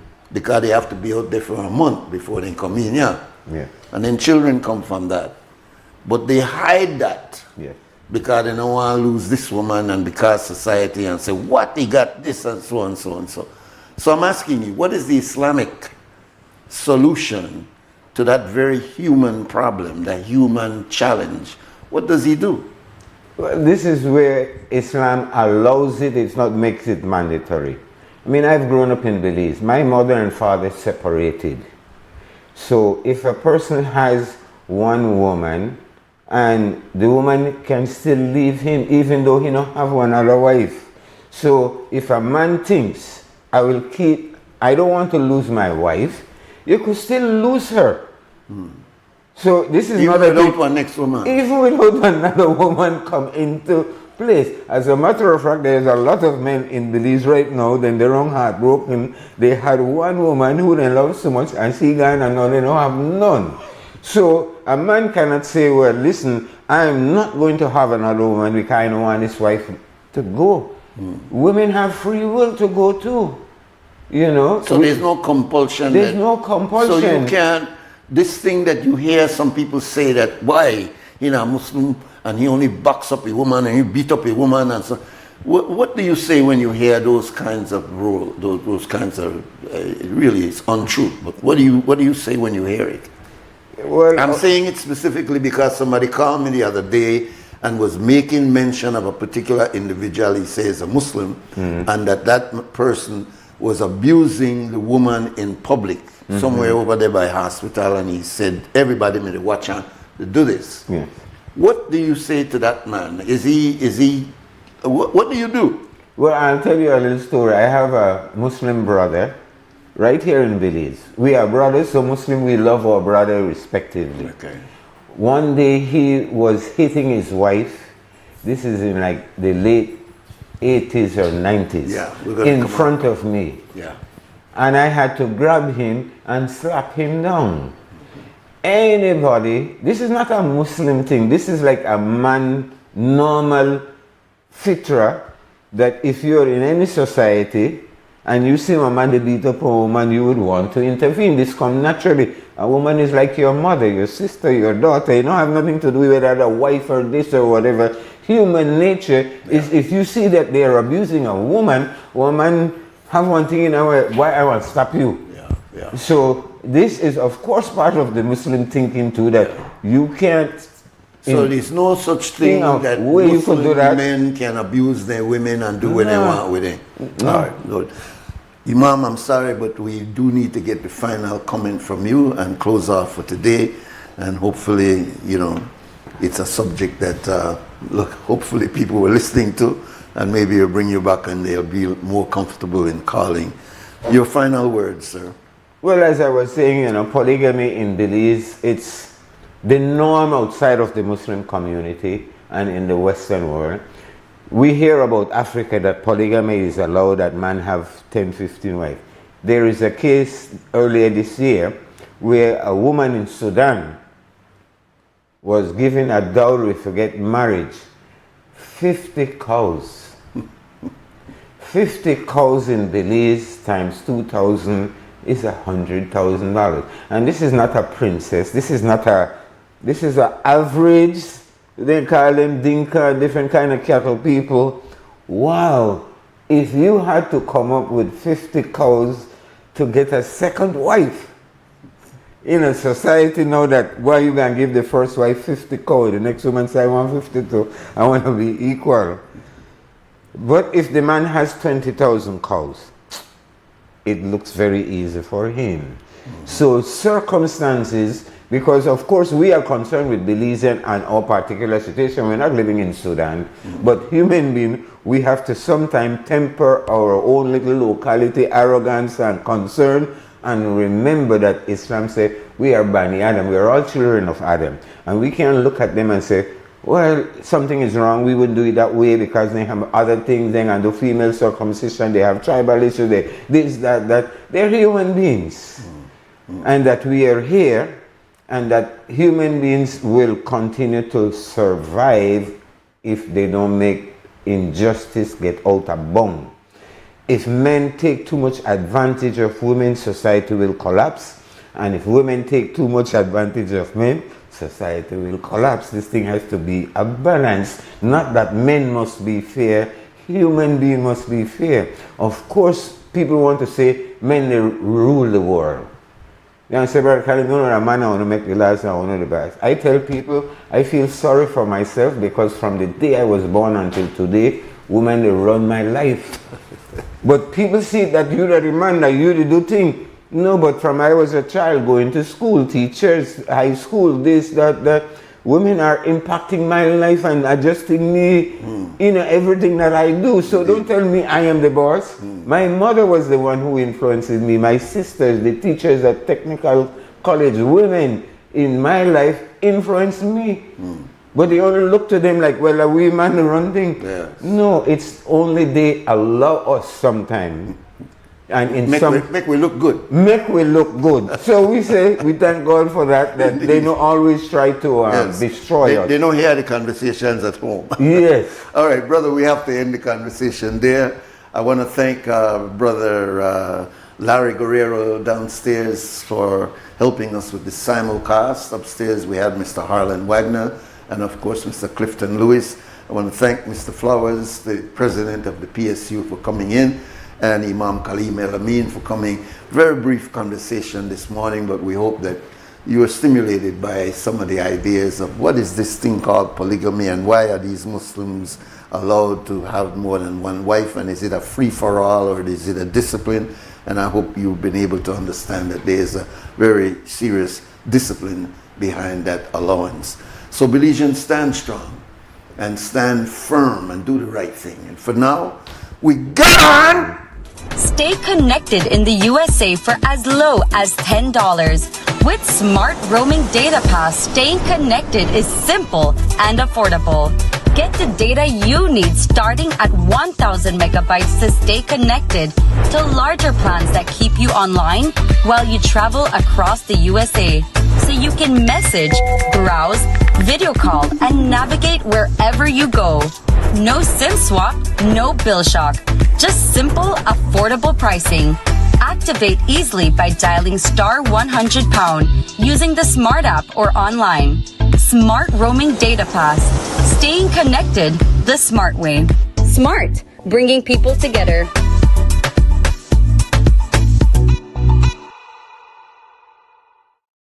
Nokche Adventure Park came about from the birth of COVID. Everything was on pause for tourism. So we decided, let's do something different. We got 10 bikes, 10 ATVs, and we were just doing ATV tours. Shortly after, we were approached by the cruise lines. We agreed to work with them, and from them it just started growing. We set up the chocolate tour first, and then from there we went into the culinary experience with the different Mayan cultures. We have like the gift shop, the cooking class, the shaman, and the healing, and it just all came together. When you reach a certain point, you need investors, you need partners to come into your business. Atlantic Bank just make it easy. Even my 7-year-old could do it. Atlantic Bank, building the future together.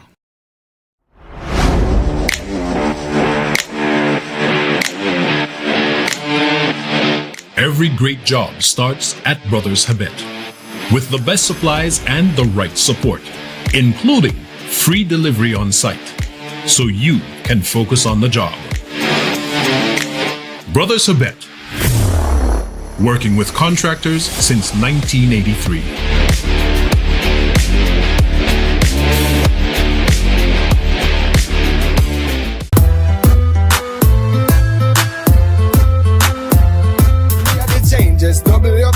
And all the things that must happen under God blue skies. And nothing make people get victimized. Let's work together for better. We got to unite. Belize, yeah. Wake up, Belize. Wake up, Belize. Another day is here. Wake up, Belize. Wake up, Belize. We got to keep moving. Na na na na. Wake up, Belize. Wake up, Belize. Everybody gotta put their time in. Wake up, Belize. Wake up, Belize. Voice our opinion and place your calling.